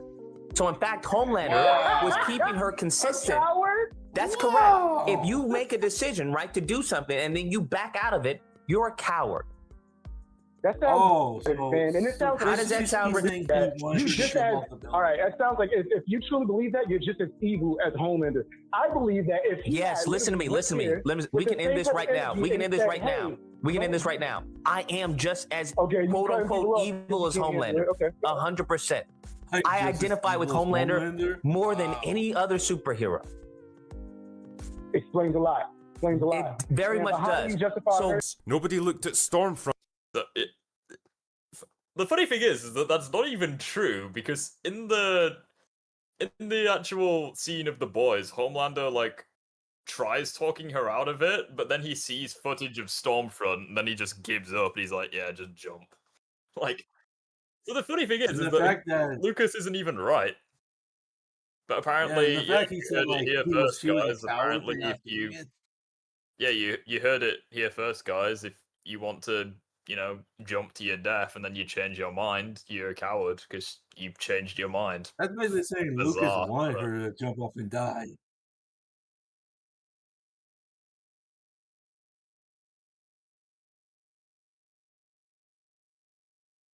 I mean, it's the amazing Lucas. What do you expect? Like, In fact, let me say Front something. and The thought. fact that he literally calls her a coward for not jumping literally says he wanted her to die.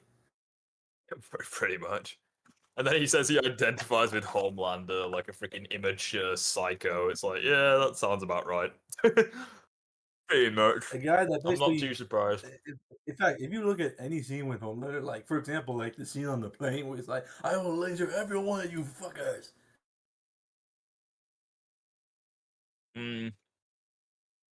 You know what? She's got a point there. Nobody looked at Stormfront and said she's got a point. You do know that her character flaws are quite literally derived from real-world people, right? You know that people like that still exist. Why the fuck are we still watching?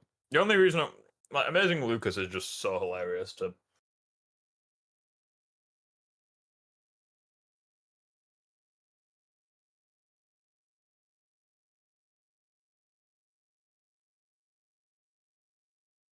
He's literally like, yeah, if you He's don't like, jump, I'll just kill you Who gives a anyway. shit anymore? Do it.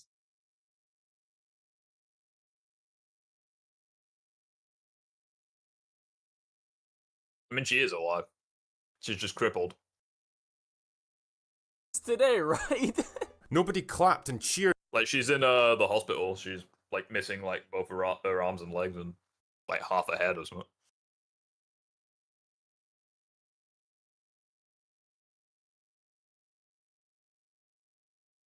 Well, yeah, he never died. He was just put in back in the box.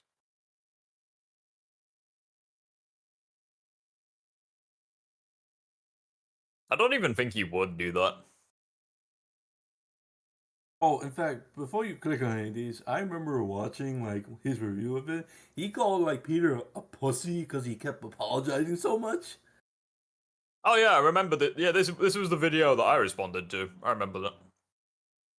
Yeah, did you? Yeah, because apparently he calls Peter a pussy just because he kept apologizing so much. I'm actually pretty interested. How Spider-Man PS4 DLC suits, Insomniac, what the fuck are you doing? Okay.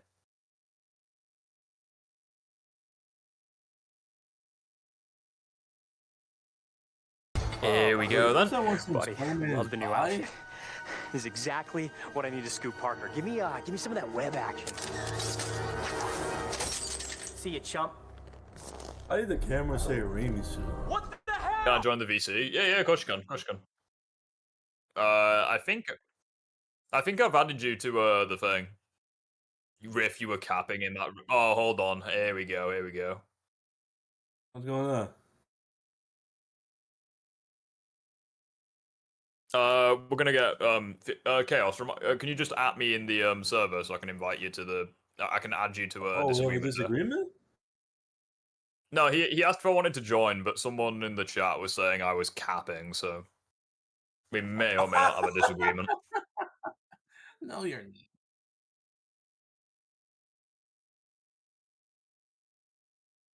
Insomniac Spider-Man over Spider-Man 2. I mean, What? Wait, you talking about the Spider to the game?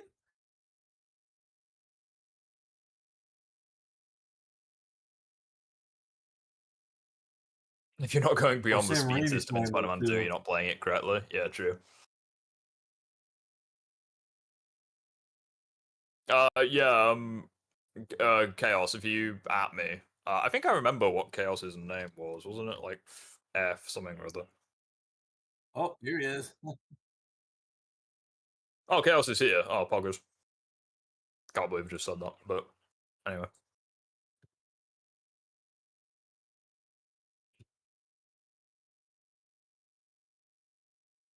Hold on. Can you hear me?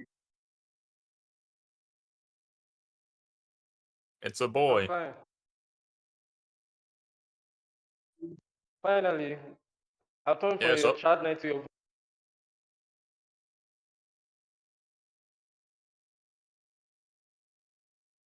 there's a guy in the server from an hour ago that said I was capping in a YouTube short. So I mean, it was an hour and a half ago, so I don't know if they'll join, but we'll see if we can get them to join.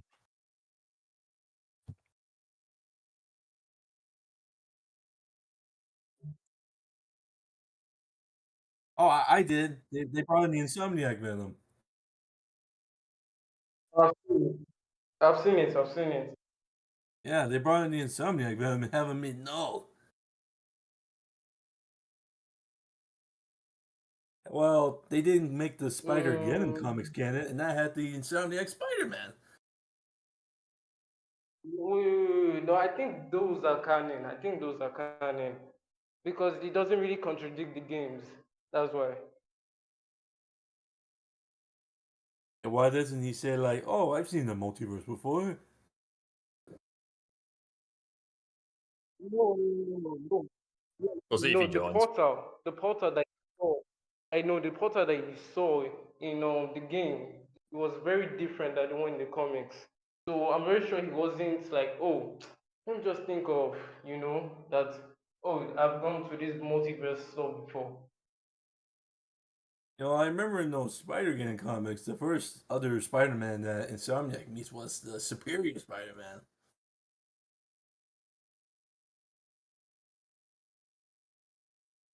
And wait, and to me, I just think that anything can be, I just think that anything can be canon if it doesn't really contradict the source In material. fact, there was also So this other comic I found with Insomniac Spider-Man where he gets into a fight with the 616 Spider-Man while dealing with the Spot.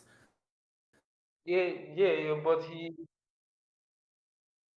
no. He got erased. Like his mind got erased at the end.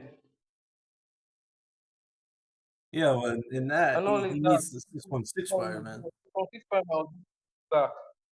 616 Prime was also holding back. He was trying to empathize with Insomniac Spider-Man over the loss of Aunt May. That's why. If anything, I think that's one of the reasons why the books aren't canon. If like they're not like referenced or what have you. Like, didn't I remember you Riff saying something like how it wouldn't be canon because of the power scaling? That's just what I well. Aside from anything else, like Peter doesn't Insomniac doesn't really do anything in those comics that is like all that impressive anyways, but it's like like even if you like highball him to like 616 level, it's like that would just be an outlier because it's not consistent within his performance in the games. So Well, I did. I don't really actually on like 616 level. Like in terms of power, durability, attack power, I don't really think he's on that level. But what I do think he's on that level, on 616 level, is his combat speed and reaction speed. That's it. I don't well, think he's 616 has moments of bullshit. Yeah, well, I think one time, the only time I've seen someone say that a version of Spider-Man that's on par with the 616 version is the Tobey Maguire one. I mean, you can, but like I just don't think I don't think any of the realistically, I think 616 would just solo the Insomniac verse. It's not even close. I mean, I agree with 616 that. also has Paul. Ugh.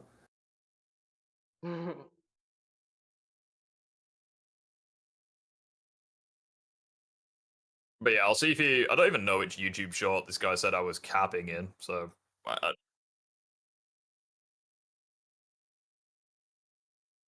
By who? By who? Oh, it did? Oh, I didn't know that. Yeah, I When? literally don't mind. Damn.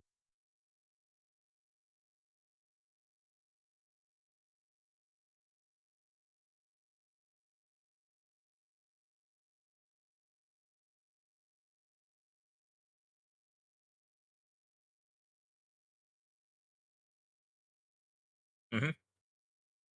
Hmm.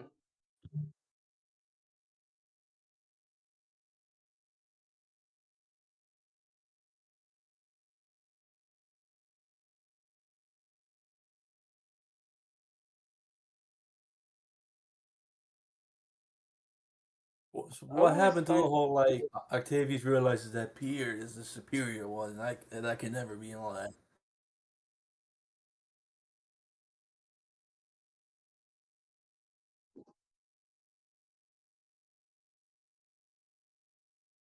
Oh, that's why Marvel I is like just DC. They like to retcon so much stuff.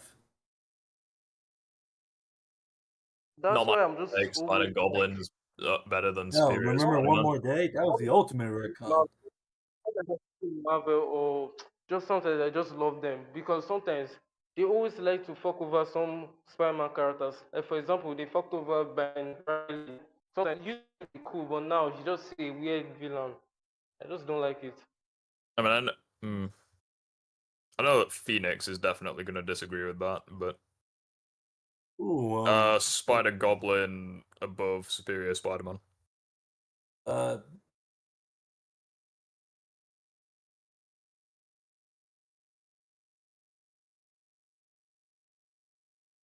uh, Bunkai says, in your guys' humble opinion, who is the best, worst Peter Parker and/or Spider-Man in the entire franchise? Hmm. Ooh. Oh, if I had Maybe to pick As- worst, it's easily the MCU version. Nah, that's bullshit. Wait, what? Tom Holland's not great, but to say he's like the absolute worst, I think that's not. I You don't know who I said Me, would. I think Spider-Man bogs him down. I If think I, Edge of Time is the worst. You think who? I think Edge of Time is the worst. I can't hear you. I can't hear you, dude. You can't. No, I said Edge of Time is the worst Spider-Man. Oh, Edge of Edge of Time. Time. What? Oh man, I can't. You're thinking me. You're making me think of Colin again, all because of that one line. Um.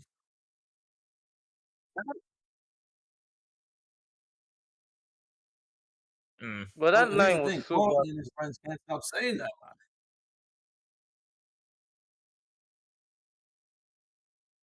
I He would. didn't.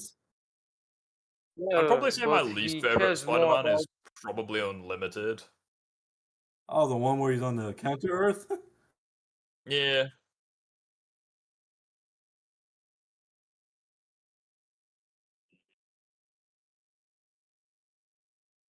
You mean you talking about the Wait, comics version what? or the Drake Bell cartoon? Wait, Oh, Should that's Superior fine. Spider-Man become the main I agree with you. antagonist in the Spider-Man films? I mean, I don't really know. I feel like Miguel would probably come back, but I don't know.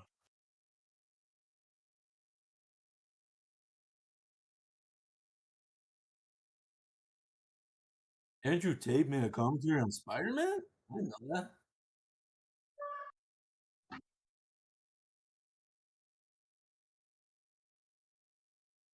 There's actually a versus battle that someone suggested, which I'm gonna do. I think they suggested Raimi Arc versus Insomniac Arc. Alpha Molina versus him. Oh my goodness. well, Remy Hawk wins.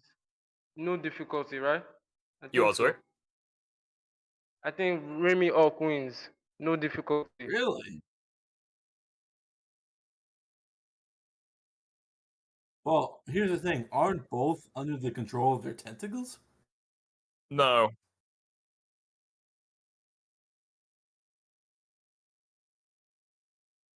Wait, he's listening to the voices in his head.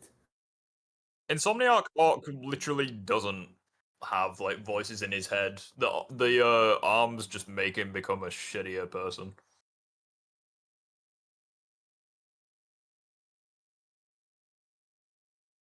Wait, but hold on. I thought Remy Oak. I thought Remy Oak skills to Remy Spider-Man. Yeah. Off the top of my head, I mean, he scaled to him for a little bit. But I think it was stated in like the novelization that Spider-Man at the end of the film was above Doc Ock. Oh, okay. Ock probably did so well against him, probably because number one, he had MJ hostage, which Peter had no idea where he was, and also because Peter was probably holding back. Mm. Wait, Rift. Yeah. Rift. Can I say something? Mm-hmm. Spider-Man 3 is one of the worst Spider-Man movies I've ever seen. Okay, what are you Do you asking agree me? with that? No. Do you agree with this Spider-Man 3? Raimi Spider-Man 3 is Yeah, a I bad don't agree movie. with that. Why I don't disagree you with who said about calling Spider-Man trash because it's underrated. I think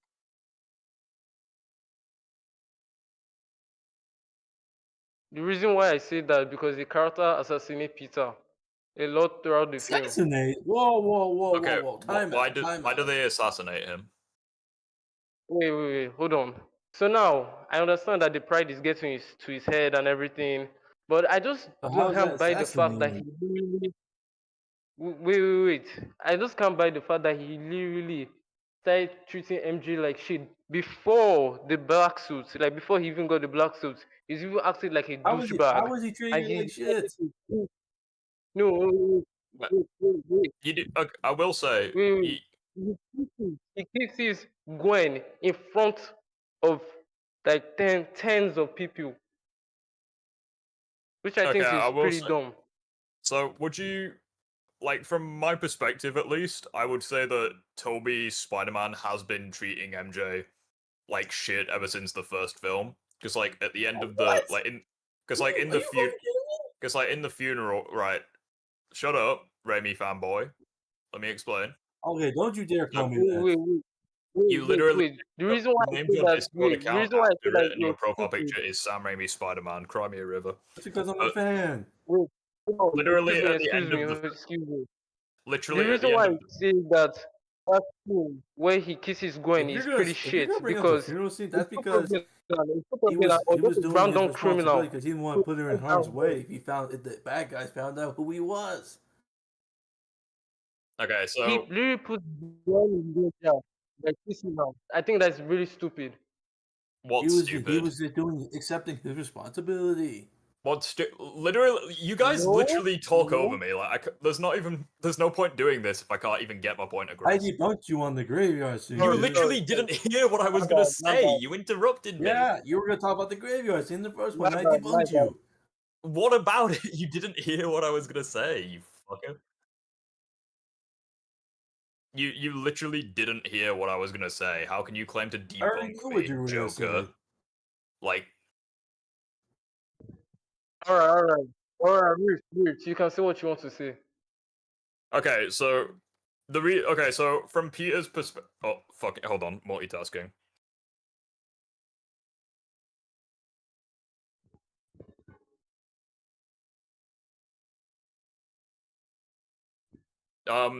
So from Peter's perspective, obviously, he does the right thing. He shoulders the responsibility and what have you. So from Peter's perspective, he makes a responsible decision. But that's only from Peter's perspective. Like, the reason it looks that way is because primarily we follow events from Peter's perspective, because fucking he's the main character. But from MJ's perspective, she's literally poured her heart out to him. He friend zones her and then leaves her alone at the funeral. Multiple years later, which, because Spider-Man 2 canonically takes place 2 years after the first one, she still loves him. He's not honest with her at all. He doesn't return their calls. Like, he avoids both of them. He is being the shit from their perspective. Why. From their perspective, he is being a shit friend. because he is not honest with them. He's The unreliable. movie He gives doesn't some go. reasons He doesn't why. show up to their place.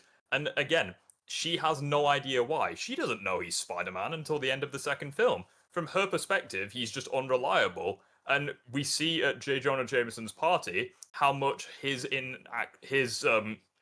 actions as Spider-Man has affected her. She pretty much hates him. She can't stand him anymore. Like I can understand that. I'm just My talking in brain hurts right scenario. now. Why she knows that he's Spider-Man, right? Right? She knows that he's I'm just Spider-Man at talking. the I'm end not. of the second film. Yes, and even in Spider-Man 3, she knows that. I'm not really talking about that. I'm really talking about the fact that Peter is willingly endangering Gwen Can we please by stop? My doing brain that. hurts from all this tomfoolery. But what? How is he endangering Gwen? Sorry, what was that comment? He literally kisses her in front of tens of people. Oh, the festival. I think that's pretty stupid. Do you know that a criminal might see that and might think that, oh, I Spider-Man mean, is with literally in the this. scene in the He might restaurant, he be tries to in this apologize for it. wait. He might be in this intimate relationship with this He said said like, person. why would I want Her. to push you away? I love you. She's just a girl in my class. I mean, at the end of the day, if like people really wanted Spider-Man dead, like it's a freaking parade for Spider-Man. Like, do you really? Like, I think Gwen would probably be the least of people's worries. Like, when you have all of those fans, like if people really wanted to do harm to like Spider-Man or kill people that were close to Spider-Man, they could have just chucked a grenade in that No, crowd. I think you'll be way Okay, more responsible that for was a little Peter. too serious there, Not dude. like that, Jeez. especially when his girlfriend is there. Like at least Peter shows some empathy. I don't understand. Well, you gotta keep. Well, again, you said it yourself. He is prideful, and that pride does go to his head. From his Yes, perspective, but he because everything. understands that From now. his, He from his wait, no, perspective, wait, hold on, let me talk. Wait, hold on, let me just He's talk. finally getting He everything he wants. understands that People now. love him. He finally He understands has the a stable importance one at a of life. being time. Spider-Man. Wait, let me talk, let me talk. He finally understands the importance of being Spider-Man from Spider-Man 2, right? He stops being selfish and everything. He's trying to be a better person, he's trying to be more selfless. He understands that this is a job that he should Do take we to watch the heart. same movie? Because But that's not what I saw. What? what are you talking about? No, I'm talking about Spider-Man 2 that he finally Yeah, knows that. He I don't know knows he's what talking the hell about. he's about that talking he about. should keep his pride in check. He should keep his pride in check. That's what I'm saying. Well, again, the pride has gone to his head, and from his perspective, he thinks that because I just everything's going, think, I from his and perspective, also I because think that the symbiote arc. Wait, I also think that the symbiote arc is pretty redundant why is the symbiote arc redundant? because the message there, or you can say the thing there. Oh, don't let the pride go to your head, or you might hurt others, right? But he's already doing that from the get-go. You don't understand. Like something he already knows. I don't understand. Sure, yes, the symbiote makes him more of a the symbiote makes him more of an asshole, but he's The already an entire asshole. arc of this movie is about forgiveness. Yeah, I understand that. I understand that. Hell, I even have a problem with Sandman. I have a problem with Sandman as well.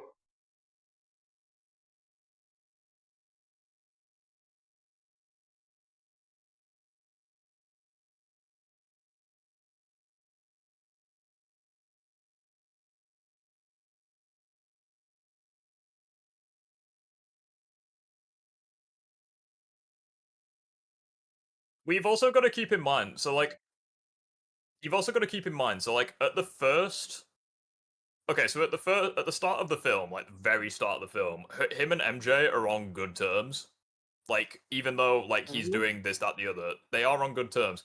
MJ receives, I can't remember what happened. She receives like letters, I think, and she's like, oh, you know, I look at these words, it's as though my father wrote them. So like, she needs his support, and his immediate response, like his bloody radar, not radar, fucking radio. There you go. It goes off and alerts him about the crane, what happens with the crane. So, and he chooses to basically No, I'm trying to think of the words. He prioritizes being Spider-Man over you know, and Because neglects her. it's his responsibility.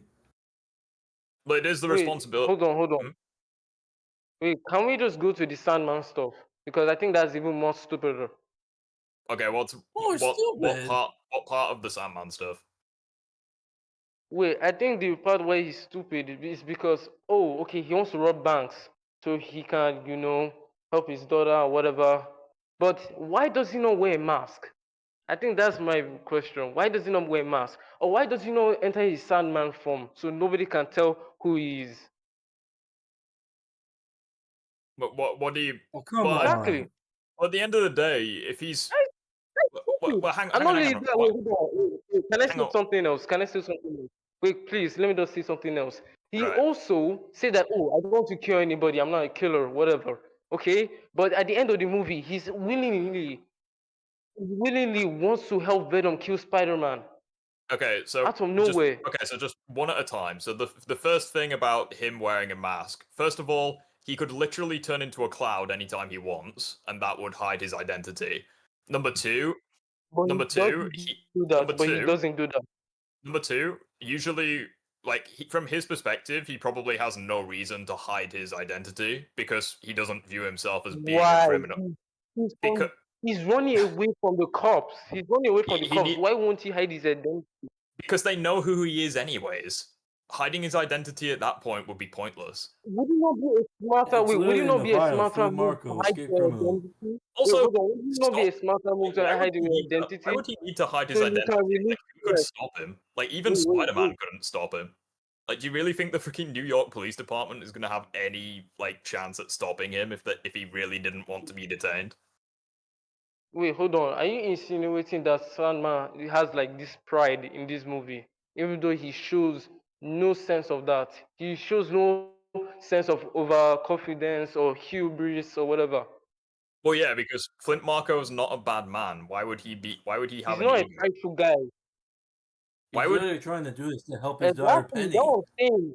I feel like it would be way smarter for Flint Marco. Honestly, I just think it's common sense if he just goes into his Sandman form and starts robbing banks.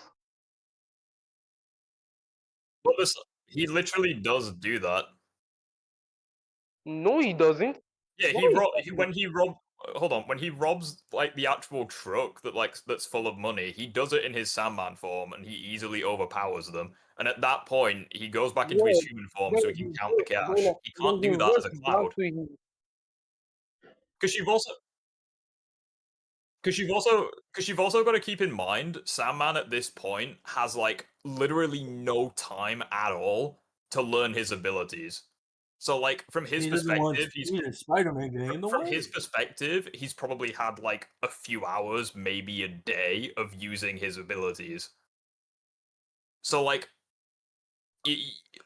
why would he? When I mean by his Sandman, when I mean by his Sandman form, I'm talking about the form where he's completely made out of sand, but he still captures this human-like appearance.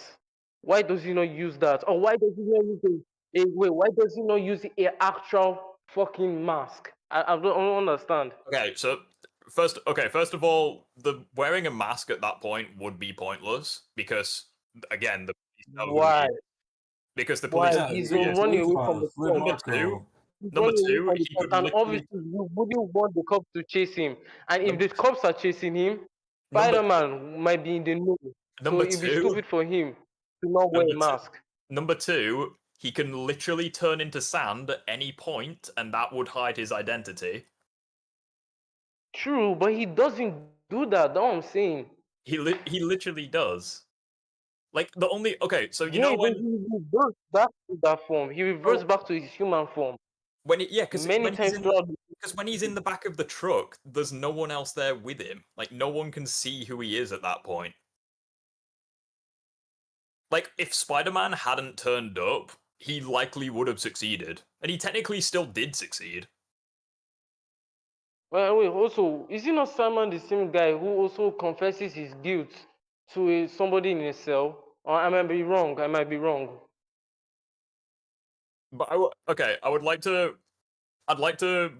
talk about the second thing that you said because we're pretty much not getting anywhere with this. Pretty much just going over the same points. So you said All right. Sandman isn't a killer, but he has no issues killing Spider-Man at the end of the film. Mm-hmm. Okay, so first of all, Spider-Man literally gets hang on. I know what I'm trying to say. It's just putting it into words. So Spider-Man, at that point in time, he has stopped Marco twice from getting money to save his daughter. Number two, Spider-Man, like Mhm. obviously he doesn't know about the black suit. Like Marco has no idea about symbiotes. But so from his perspective, Spider-Man's gone crazy, forced his head against the side of a train, and then openly tried to kill him. And then Okay. number three, you also have Venom's manipulation, where Venom is like, yeah, Spider-Man's trying to stop you from saving your daughter. That's not right. I want to kill the spider. You want to kill the spider. Together, he doesn't have a chance. So it's a combination of all three. And you got to keep in mind, you got to keep in mind that at that point, Sandman still probably doesn't want to kill him, because the police made multiple attempts to save MJ, and all Sandman did was like move the cars away. Like he didn't kill any of them. He just prevented them from getting close. So like even at that point, he still probably wasn't a killer. Mm. Okay, I might agree with that one. I might agree with that. I might agree with that.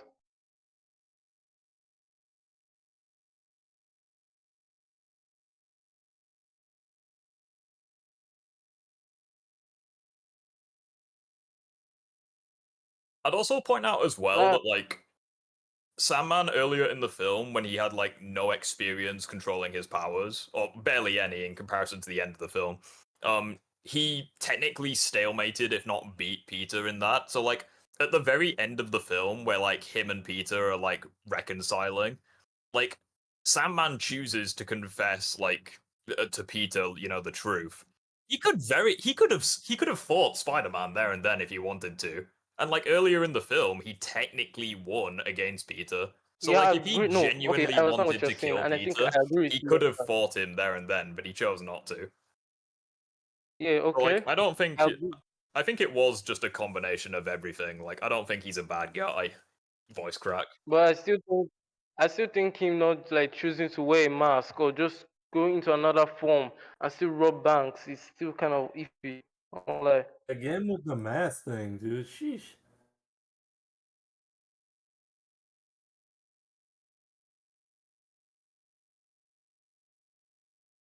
Yes, since Spider-Man.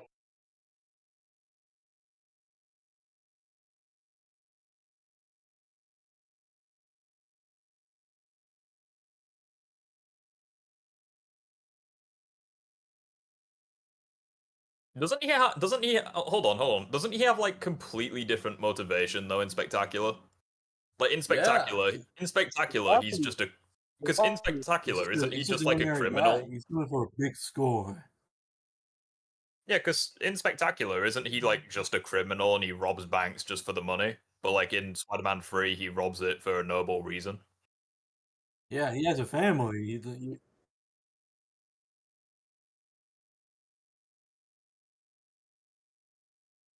And then technically he like gets redeemed, doesn't he? When like he sacrifices, I'm pretty sure he returns. What you know, at the cruise ship. Yeah. Mhm. Two completely different versions with two different motives. I'd also Yeah. point out as well, doesn't Sandman I haven't watched Spectacular in a while, so forgive me if I'm wrong. Doesn't he like willingly undergo like the Oh procedures to yeah, he goes become through an Sandman? experiment with Whereas in Spider-Man 3, isn't it by accident? yeah, I mean, Yeah, yeah. obviously Norman likely doesn't tell Marco the truth because why would he? He's a bitch. But yeah, with Octavius and Norman and Tombstone. I meant Hammerhead. Hammerhead, yeah. Yeah, Yeah, so they like, call him the big man. but I would also point out as well that in No Way Home, because No Way Home takes Sandman from like a point in time after Spider-Man 3, because from Sandman's perspectives, him and Peter. Well, first of all, he knows who Peter is. He knows Peter's Spider-Man, even though Yeah, he they're mistakes on good Tom for terms Toby. first. But also, Yeah, it because comes from like a later point. So like in No Way Home, Sandman literally is basically a Sandman for the entire film. Like, you don't see Thomas Hayden Church until like the very end, where like they cure him of his powers. So like, when he's in the cell and like he's literally made of sand, like you'd have no idea, you wouldn't be able to identify the guy. So like, I feel like at that point in time, like in his journey, he just had a better control of his powers. Or maybe like at some point after Spider-Man 3, he like he couldn't control his sand powers anymore, where he can't turn back to human form. Well, I think it mainly just comes down to like. Wait, but can everyone agree that the symbiote arc in Spider-Man 3 wasn't good? When you say No, wasn't good, I like liked for what reasons? Because like, I just feel like it just feels, I don't know, I've seen it before. Like, okay, in Spider-Man 1, he's due to all his pride of finally getting powers and things, I'm just gonna whatever. get a tissue and use the toilet. I'll be right back. I need to blow my nose. I'll be right back. So, oh, I can go on. All right. So I think that the symbiote arc is kind of a little bit redundant because Peter already knows that his pride should not, go out of line because he might hurt people or he might ignore responsibility, which will wind up losing people. So in Spider-Man 3, he finally gets his new power, whatever. This is not like kind of the recreation of the Spider-Man 1 where Hold on, he's let me stop you right there. pride. When Spider-Man 1, he Hold finally on, let me learns that stop right there. being prideful. Alright? Hold on. Okay. In the movie, Dr. Connor says it amplifies the characteristics of his host, so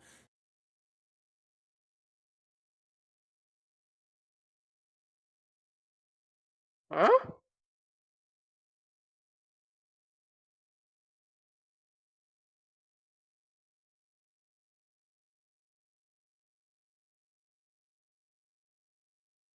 well, he takes it to Connors after he gets it.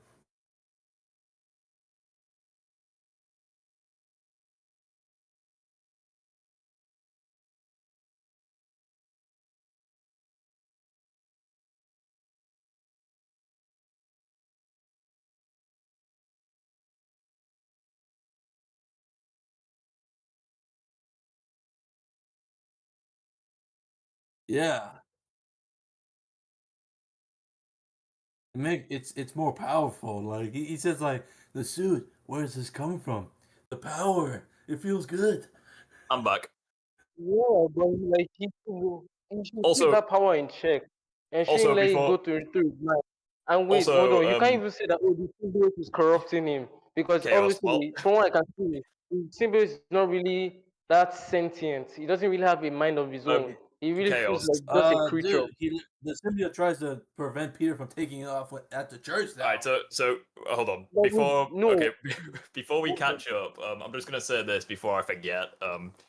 So you know the comment about Sandman wearing a mask, right? Yes. Yeah. You know, wouldn't it look more suspicious if he was walking around in public with his face hidden? No, he could do that. Like, no, he could do like a surprise attacks when trying to rob banks. wants He to do doesn't have that to. because he's not a bad obviously guy. try to- And also, he could wear a hoodie. He doesn't have to wear a specific mask. He doesn't have If to wear a rubber mask. If anything, it would make more sense for him to use his sand to like make his clothes look different, but he doesn't have enough control of his abilities to do that at this point in time. So, Okay. Okay. where did you Maybe guys I get might to? Because believe I heard you guys discussing the black suit, but what was being discussed?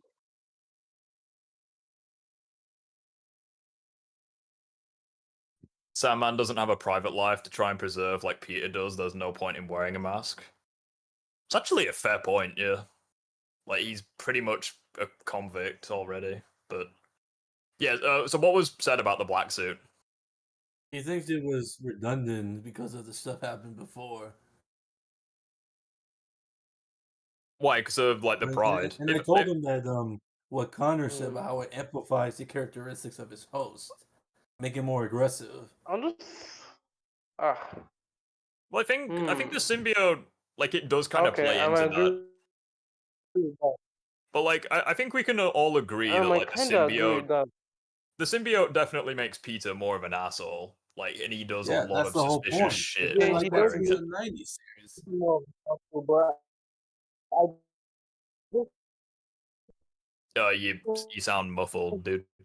In fact, let me bring up a fun fact real quick. The '90s series was the first time the symbiote made Peter more aggressive and angry because in the original well, I comics, it didn't do that. just think that he shouldn't be that much of an asshole than he already is. He already is. Come on, dude. I think. Okay. So what if the 90s did not do that? Wait, what I'm trying to say that the symbiote in this movie does not seem that sentient. He doesn't like, how can I say it? When you're comparing like Insomniac's symbiote, I hold get what on. you When mean. you're Like, comparing like yeah, Insomniac's like symbiote obviously to the Raimi's suit. symbiote, Like, I Raimi's get what you mean. symbiote Like, the acts more suit of an doesn't. animal, like a creature. Doesn't feel like he has like human-like emotions or human-like critical thinking. All right, so Understand? I It doesn't corrupt I get him. what I It's get what you all him. mean. It's all It him. does, dude. And that's the thing. He shouldn't be this prideful. Okay, so No, it doesn't. It doesn't. what do you mean it doesn't? Yes, he does. What? One at a time. What are you saying it doesn't? Are you referring to the suit having emotions?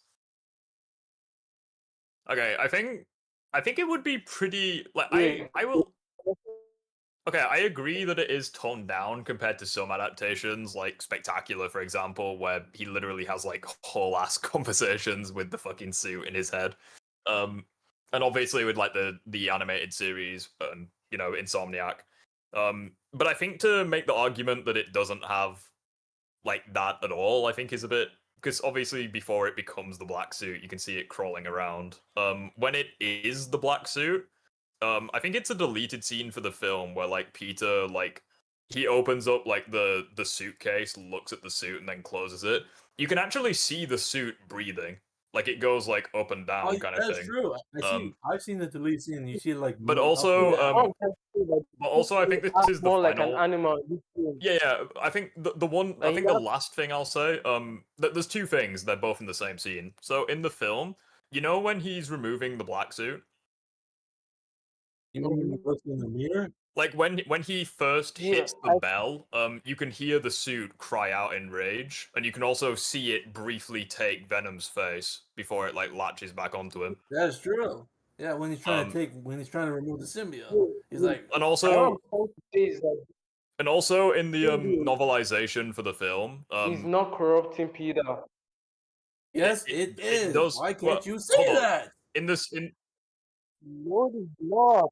in the novelization as well for the film, I'll just say this before we go on to the it corrupting him thing. When Peter first tries taking off the suit at the church, and like he doesn't use the bell, like he's just pulling and failing. The suit is actually mocking him for trying it. But then as soon as he like starts using the bell, the suit is like begging him to stop. So like the novelization does a much better job at portraying its intelligence. Like I agree, like it is toned down compared to Well, other adaptations. I wish it was in the movie. Yeah, I wish I it was agree in the with you. movie because Like from they what I can don't. see, the studio acts more like an animal. It acts like more of like a parasitical animal. Doesn't Yeah, really act I like get what you mean. somebody Like it's who wants definitely empathy. Wants to I understand what you understand. mean. Like it's toned down compared to other adaptations, but I think it still does it, just not as much. But the idea that what is it? It doesn't make Peter any more aggressive. Was that what you were saying? No, There's I literally just feel times. like Hold on, let me say something. it There's doesn't. literally times in the movie where he gets aggressive and like pushes people. Like he pushes Eddie No, to I the just wall. feel like it is corrupt. Like, oh, you can't all. No, what I mean by that. Ah, hold on. I need to They think. really I need want to to like think. say like "fuck you" or something. Yeah, just give him a second. Let him get his thoughts together. So wait, what I'm trying to say is that yes, the symbiote is influencing Peter, but it's not really the symbiote's fault. It's more of Peter. Like I can compare this to somebody like a drug addict, right? That's basically it's like an addiction. Wait, hold on. Yes, So, that's what I'm trying to say. are you It's like, trying to say as for well that example, like because a of drug like, addict. are you trying to say as well that like the pride element, like that kind of undermines the symbiote aspect? No, I don't think it undermines it. I just don't think that simply as Peter should be feeling this way. I don't think he should be feeling this way. Like he should understand that the pride is what got people killed in his life.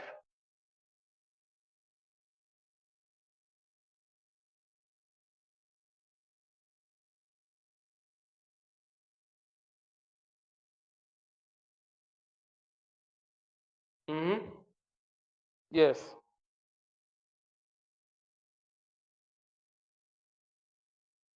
Yeah, go on, Phoenix.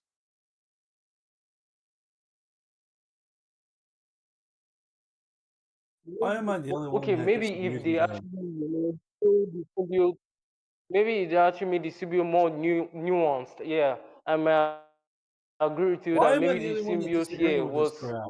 the symbiote actually was actually good. Hmm?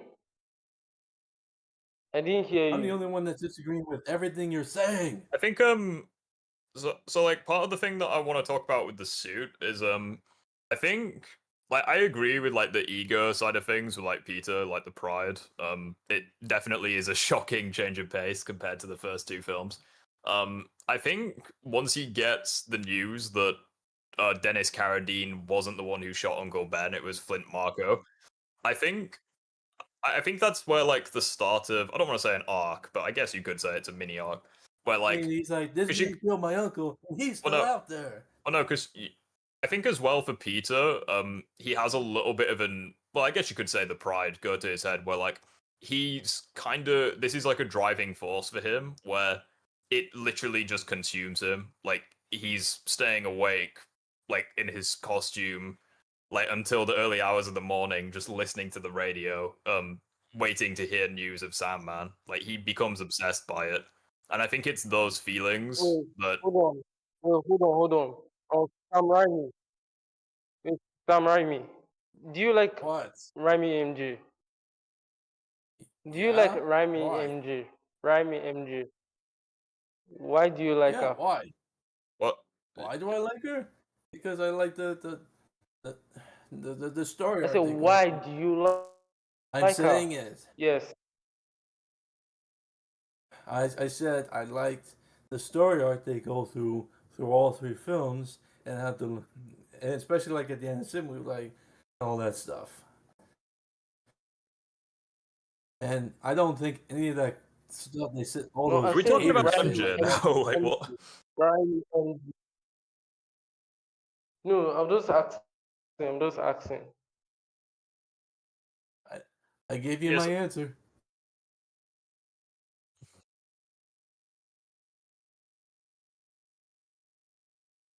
I think But why you like somebody who cheats in every movie? She literally cheats in What? the first one, the second one, and the third one.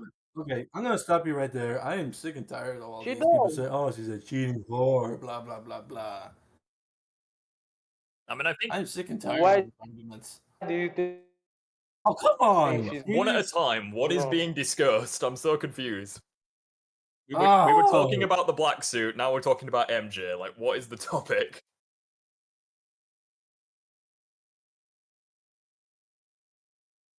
All right. So what? Should have been better. It could have been better. Wait, I think it that was the fine for what tribute it arc was. could For fuck's sake. have been better. I think in the first film, MJ was like fine, but after that, it kind of went downhill a little bit. Okay, you know what? I'm gonna leave if you guys stop. If you don't stop. But at the end of the, like, I understand that you really like Tobey Maguire's Spider-Man trilogy, but it's a I think everybody disagreement day can for agree a on that. reason. Huh? I'm not What do you listening. say? Yes. I'm not listening. I'm just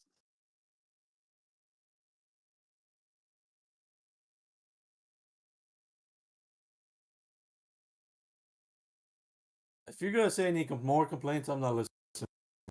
You just, fuck's sake. What I would give, what I would give Spider-Man 3, what I would give Spider-Man 3 is that it's a really funny movie. I think it's the best well, out of the I may- trilogy in terms of comedy. That's not. No. Spider-Man 2 is the best of the trilogy.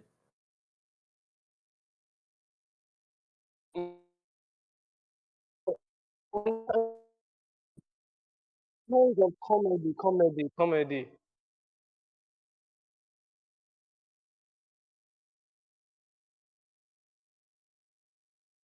I mean, I do think that like Spider-Man 3 is like a better film than, like, I prefer it to TASM 2, and I think it's better than Homecoming at the and end Far From Home. of the day, I still give Spider-Man 3. Like, I think I will Like, say as well that like I really like the Tobey Maguire at trilogy. the end of the but, day, I still prefer. like, I like Tobey's trilogy, but to imply that it's perfect is bullshit. Like, it does have issues. What you're saying is bullshit. Hmm? What? Yeah, that we can agree on. Like, yeah, like each. I would never say that. I agree on that. Yeah, I think Spider-Man 3 is still better than like Homecoming, Yeah, Far From that we Home, agree and on. TASM 2.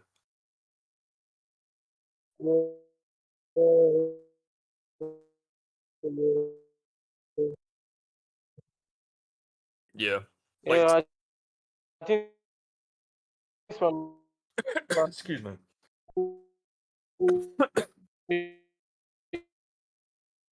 You cutting out quite a lot. is Hmm? You good? I'll say is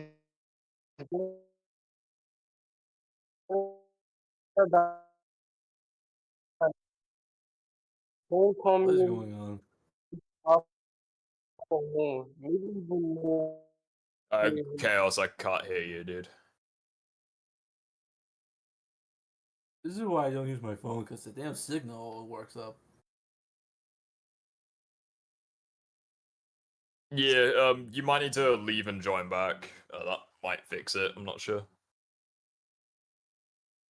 Okay, can I just say sorry about how I reacted before? Yeah, like. What happened? Oh, you good? You sound No, better. Yeah. I'm good. I'm good. I'm good.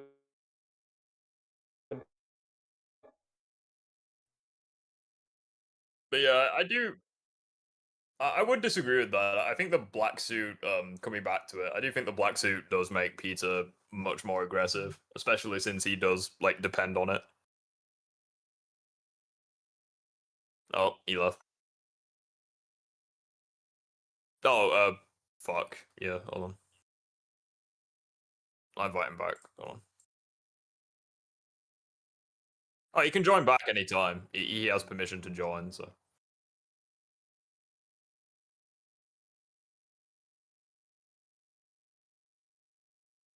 Oh, we were just debating the Tobey Maguire Spider-Man trilogy.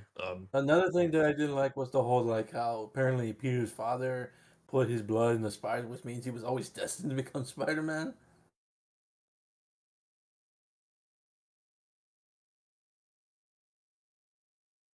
I think it was just stupid since like even in the first film we already knew that was gonna happen. Because like I'm pretty sure, because like Dr. Connors like mentioned how like him and Richard Parker worked with like cross species genetics, like they worked on the same thing. And then like in Spider-Man, I just hate that. That means like, then like in Peter was always Spider-Man, destined to become Spider-Man. and then in like TASM 2, it's like, oh, you know, the blood that I used for the spiders was my own. It's like, yeah, no shit. Like you worked, you worked on like with the spiders with like Dr. Connors. The reason why I didn't like that because it means Peter was always destined to become Spider-Man, not the wrong place, wrong time thing like it always been. Yeah, I'm pretty sure it was. Because like obviously, yeah, it wasn't like because like you could argue that like if Peter hadn't gone in there, like he wouldn't have got bitten. Because like that place looked like a fucking bank vault. Like it didn't look like any of the spiders could escape that place. It wasn't like But it's like the whole it wasn't Trojan like horse thing. it wasn't like the Raimi film where the spiders were just kind of chilling in a public area where like one of them could easily That makes escape. that was better than this. Well, yeah, but the point I'm making is you're saying it was like it was fate for Peter to become Spider-Man, but like if Peter hadn't Only gone in near this that version it area, was, he would not never have everyone. got bitten. What do you mean? No. No, he was just on a field trip with his classmates. Oscorp.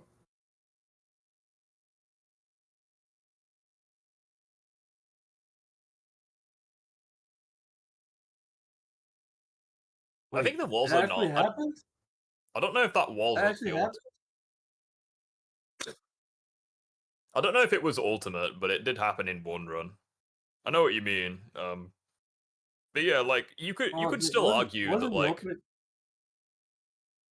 like you could didn't the still ultimate argue comics that do this like thing where his Peter and Eddie Brock's dad were the reasons the Venom symbiote existed?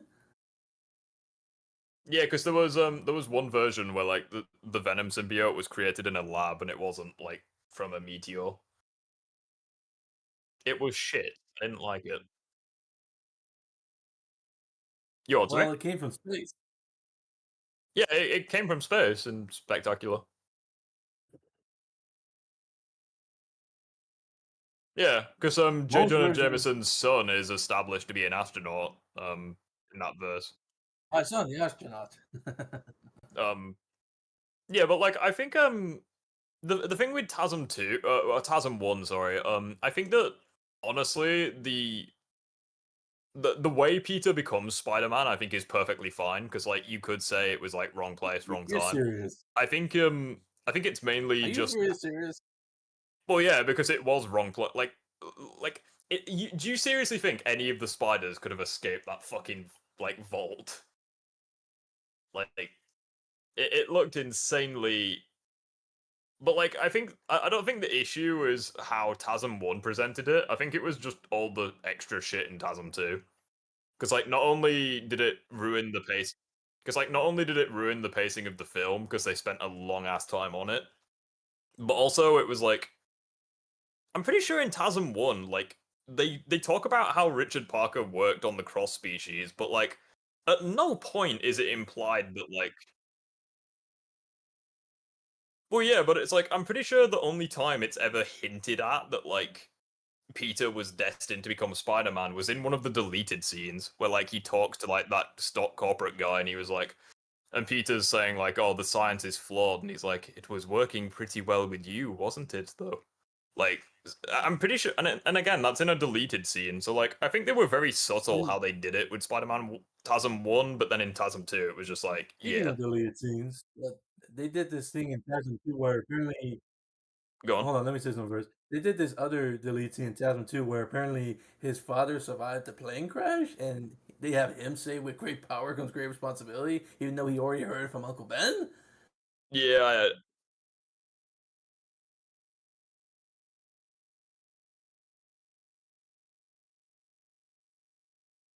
well, I think there's two things about that scene that I didn't like. First of all, that scene was amazing, especially Andrew's acting. But like, first of all, there is no way that he survived that plane crash. There's just no way. Like, there's no fucking way he survived. Um, well, there's three things about that scene that suck. Number one, how did he survive the plane crash? Number two, how did he go undercover for so long when Oscorp had constant surveillance of Peter and his family, yet no one knew he was alive? And number three, like he had to do the with great power comes great responsibility. When number one, Uncle Ben gave him that, and also number two, in the TASM 2 film, he becomes motivated to become Spider-Man again based on Gwen's speech.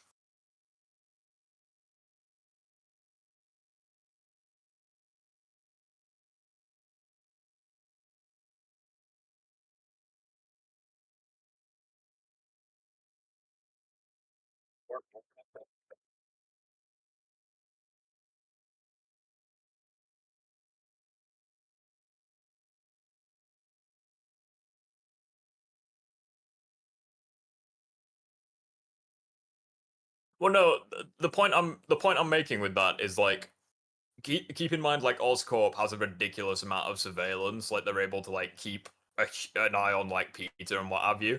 I just find it ridiculously hard to believe that no one knew that Richard Parker was alive for like however many years, like 15, 20 years. Well, he didn't. Dude, it was a plane crash. I'm pretty sure he didn't have to fake his death. But like, the point I'm making is, I just think it's a miracle that no one knew he was alive. Like, what? That's not what I'm saying. I'm saying like, obviously everyone thinks he's dead, but I just think it's a miracle that like no one picks up on the fact that he's alive. Like he says that he had to like go underground or whatever that means, but like I just think it's ridiculously hard to believe given what Oscorp is capable of in this verse that no one knew he was alive. Especially since there's no mention of him in the first film. Like Oscorp didn't know he was alive at all, and there's no mention of him in the second film either, aside from that deleted scene.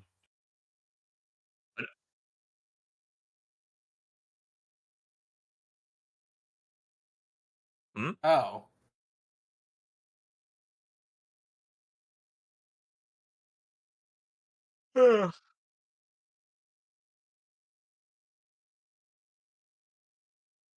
Okay, what's that got to do with TASM 2?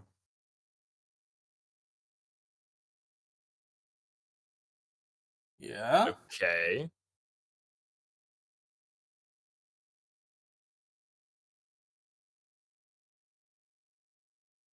I'm so confused.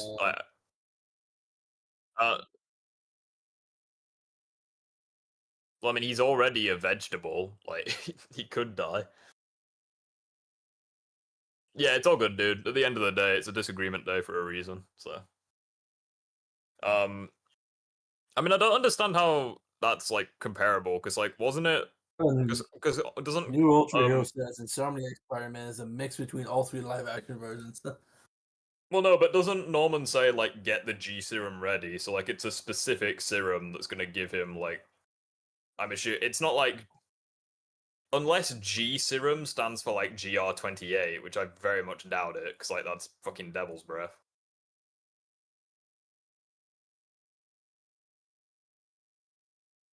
Well, like at the same time, I very much doubt that because it sounds like Norman is specifically like engineering a specific thing, whereas like in TASM 2, Harry takes the spider venom out of like desperation, and then when it doesn't work, he then uses the armor as like a last resort. So like I don't think they will do that, go that route, but I don't know. It sounds like Norman is like specifically engineering like something like that. Yeah, it's all good, dude. No, you were fine. No, you were fine. Yeah, you did have some good points.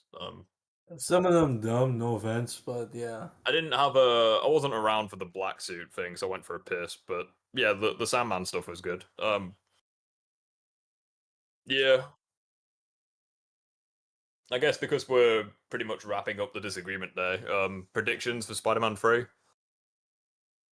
I think we'll have. Excuse me? That's a bold statement there. I mean, I've predicted so many fucking things. Like this, one of my predictions has got to come true, surely. Which one specifically? Dude, you want the. I don't want Spider-Man to kill.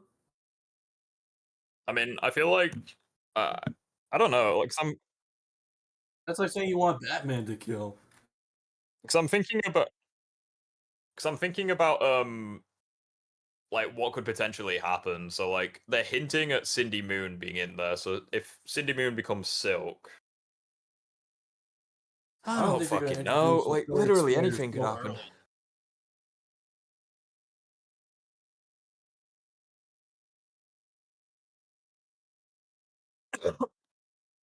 Mm-hmm.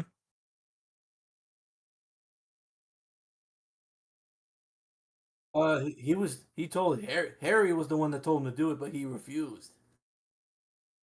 I don't. You really want Spider-Man to kill? Are you freaking serious?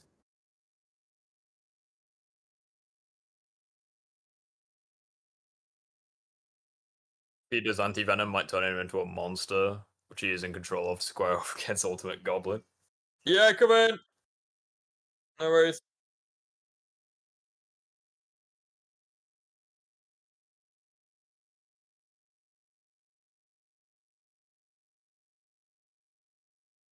I don't know what pizza to order. Yeah, pepperoni's good. I don't know, because, like, I feel like we might get a rematch with, like, Anti-Venom and Miles.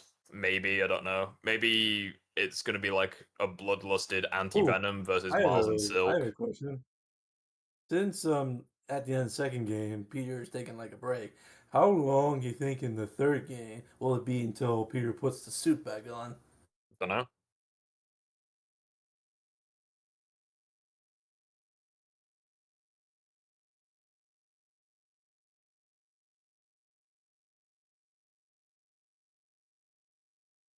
Seriously? You want them to keep it as a surprise or something? That That will he's piss back. quite a lot of people off if Peter's not in the trailer.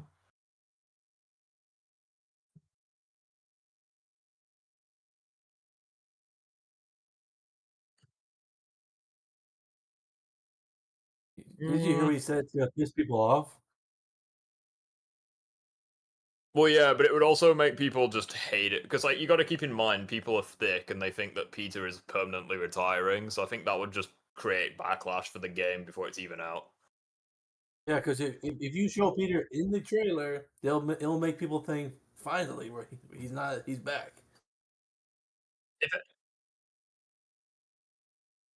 Because like they How would it have be said, better? because like they have said that this game is going to be like their end game. So it wouldn't surprise me if they made the trailer very dark. Like, Yeah, it'd be like the final. I mean, even Otto said the final chapter. I don't think Otto and Goblin are going to team up. I don't think that would make any sense for Otto's character. But at the same time, I don't really see Otto teaming up with Peter either. So, like, I think. I mean, it's been said since the first game that Otto hates Norman. Well, yeah, but he also hates Peter potentially.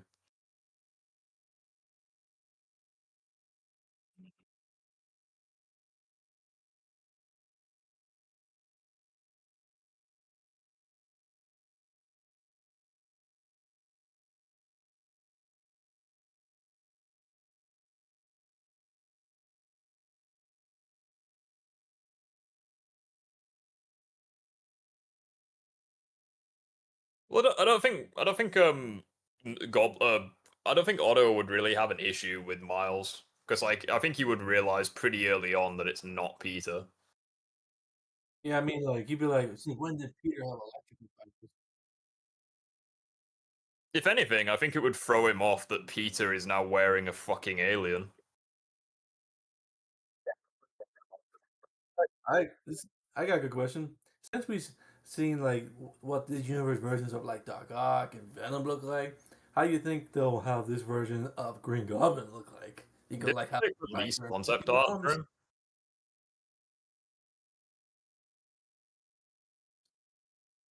But we'll have a little look at it. Hold on, we'll have a little look.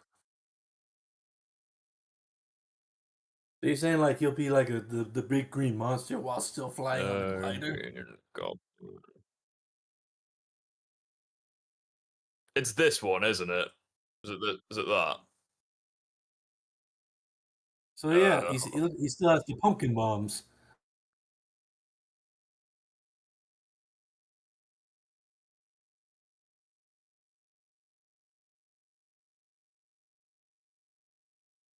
I actually quite like this design. It's not very green, admittedly, but But here's the thing: will he fly on the glider?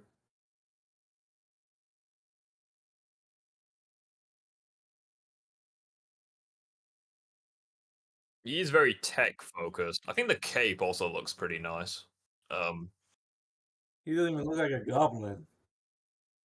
Kind of reminds me of Raimi's No Way Home look, where he's got like a shit ton of armor in like the final battle. He's like very padded. Um, in terms of Well, in terms of so what you're I saying like If this in if terms this of is what what I the think Green is gonna Goblin looks like, happen, it'll be and for like the final battle, what I think is gonna happen is like Peter. Hmm. If you want me to be completely honest, I think that like they're gonna end up fighting Goblin, and then Goblin's like the G serum is gonna go completely wrong. He's gonna turn into and like then he turns into a ultimate. big green monster. Yeah, he's gonna turn into like ultimate Goblin, where he's kind of like the Hulk, and then like yeah, and then like Peter, Miles, Silk, and Doc Ock have to take him on like a 4v1. Yeah, I definitely hope that we have Peter fight Norman because I think that Otto is more likely to team up with Peter than he is to team up with Otto. Like he fucking hates Norman. At the very well, least, at the very least with Peter, like, I mean, Peter didn't give him up. Did he? so if this is what the Green Goblin will look like in the game, you'll be fine with that. Yo, sorry. I mean, he looks pretty freaking menacing.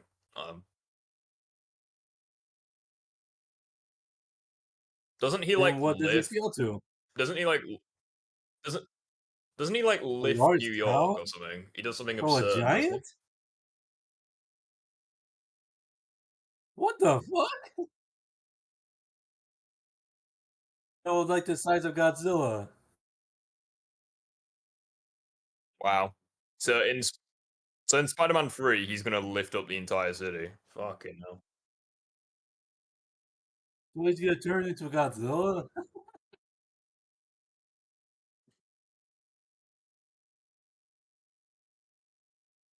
Hold on, let me read what that said. Go back down. It says the design is dope, yes, but I can't picture this is on how Osborn looks. Osborn is stocky, brawly looking fella. Unless he becomes skinny in the third game, no way he's gonna look like this. I can imagine the Goblin Serum would do a number on your body, just like any other drug, and because the Goblin Serum is just fictional sciencey, whatever you can make up an excuse is that he's super strong, even if he doesn't look like it. That would actually be a pretty interesting one. Maybe like, I mean, he doesn't look skinny. Like, I mean, look at the fucking arms. So maybe like the Goblin Serum will make Norman jacked. I am so Maybe I'm so curious why you. Hold on. Maybe the Goblin Serum will make will make Norman have muscles.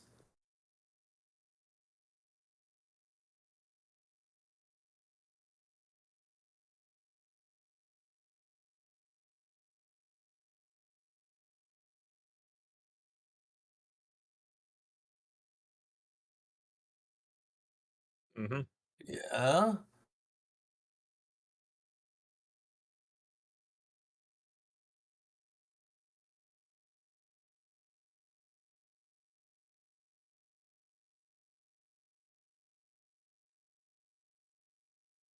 Are you saying you want to wait for Peter till the third act?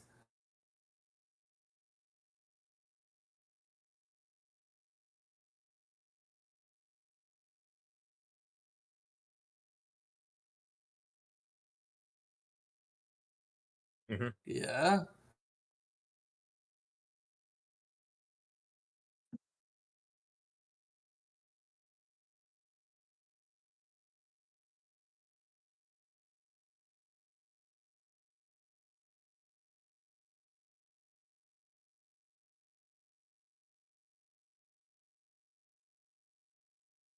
Oh, and then you realize I was wrong. It's time to get back in the game.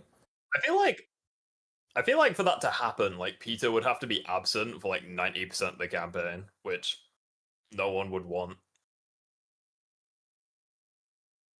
Yeah, because here's the thing: is when I was playing the second game, I cared more about Peter's story than I did Miles.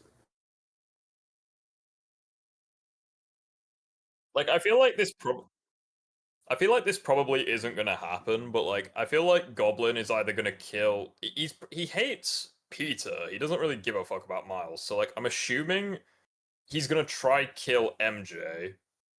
I don't know if they're gonna do the death of Gwen Stacy arc, but like maybe. Yeah, imagine if they recreate them. Imagine if they recreate that comic. Well, because I panel also where he's like has his. Oh, sorry. I also don't think they'd do that purely because they've already done a bloodlusted Peter versus Miles. They probably wouldn't want to do it again. So like maybe Yeah, I can imagine they. Well, no, but the Yeah, point I'm imagine they making, did recreated. no, the point I'm making is that Miles would want to stop Peter from doing that because he tried stopping him in Spider-Man 2 from killing Craven. So like, so inevitably you'd have Peter versus Miles in some form. I feel like I don't know because Rhea has literally just got like a new like boyfriend, if you like. So like, I don't know if she will get killed, and then it's going to be Anti-Venom versus a pissed Miles. I literally don't know how it's going to work, but.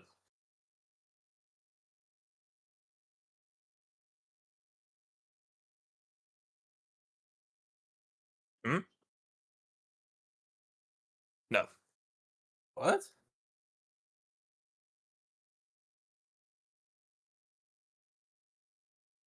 All right, this is gonna be the last thing though, because last thing for today.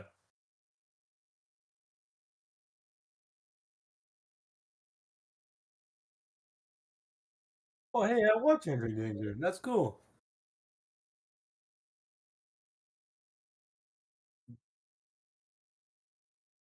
Oh yeah, the guy used to be a sidekick and kind of like recurring villain.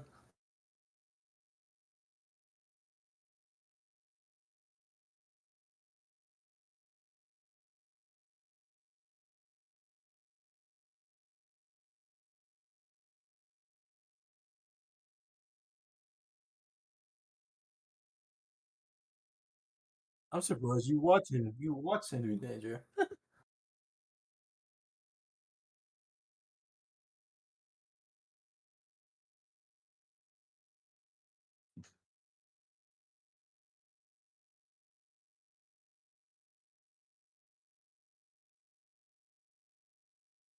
What, like fucking Darth Sidious?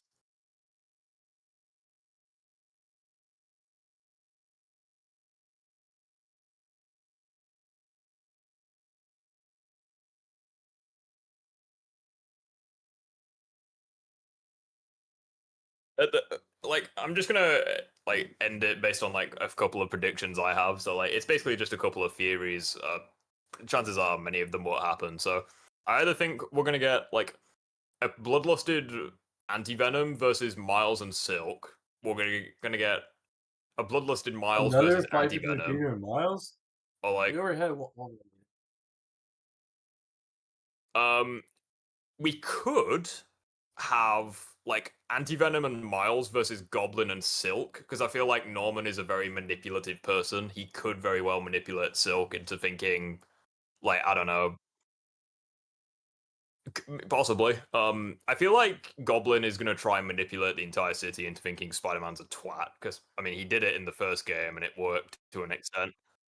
Um, um, we could get I just don't see Otto and Goblin teaming up. Like, I just don't see it. I feel like maybe Otto is gonna have like his own. Maybe he's gonna be a villain initially, but then like midway through, he's gonna like have a change. I feel like Otto is definitely gonna die. Um,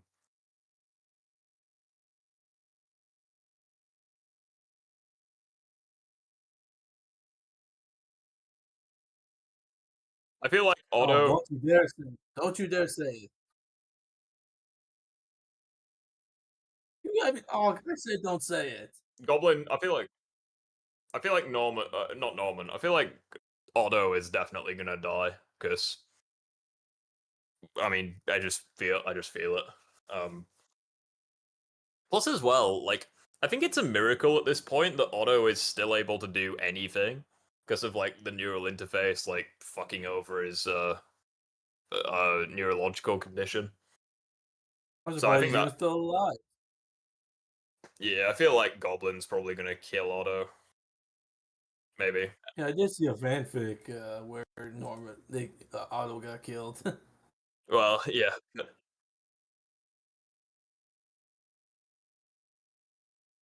Yeah, I don't see like. No, I don't see any. I really don't think they're gonna do a superior Spider-Man. I definitely don't think they're gonna do that. But, anyways, guys, this is what we're gonna call it a day for today. So for everyone who watched through, that fucking shit review of the game earlier that made me want to cry. And also through the Synthetic Man and the boys content.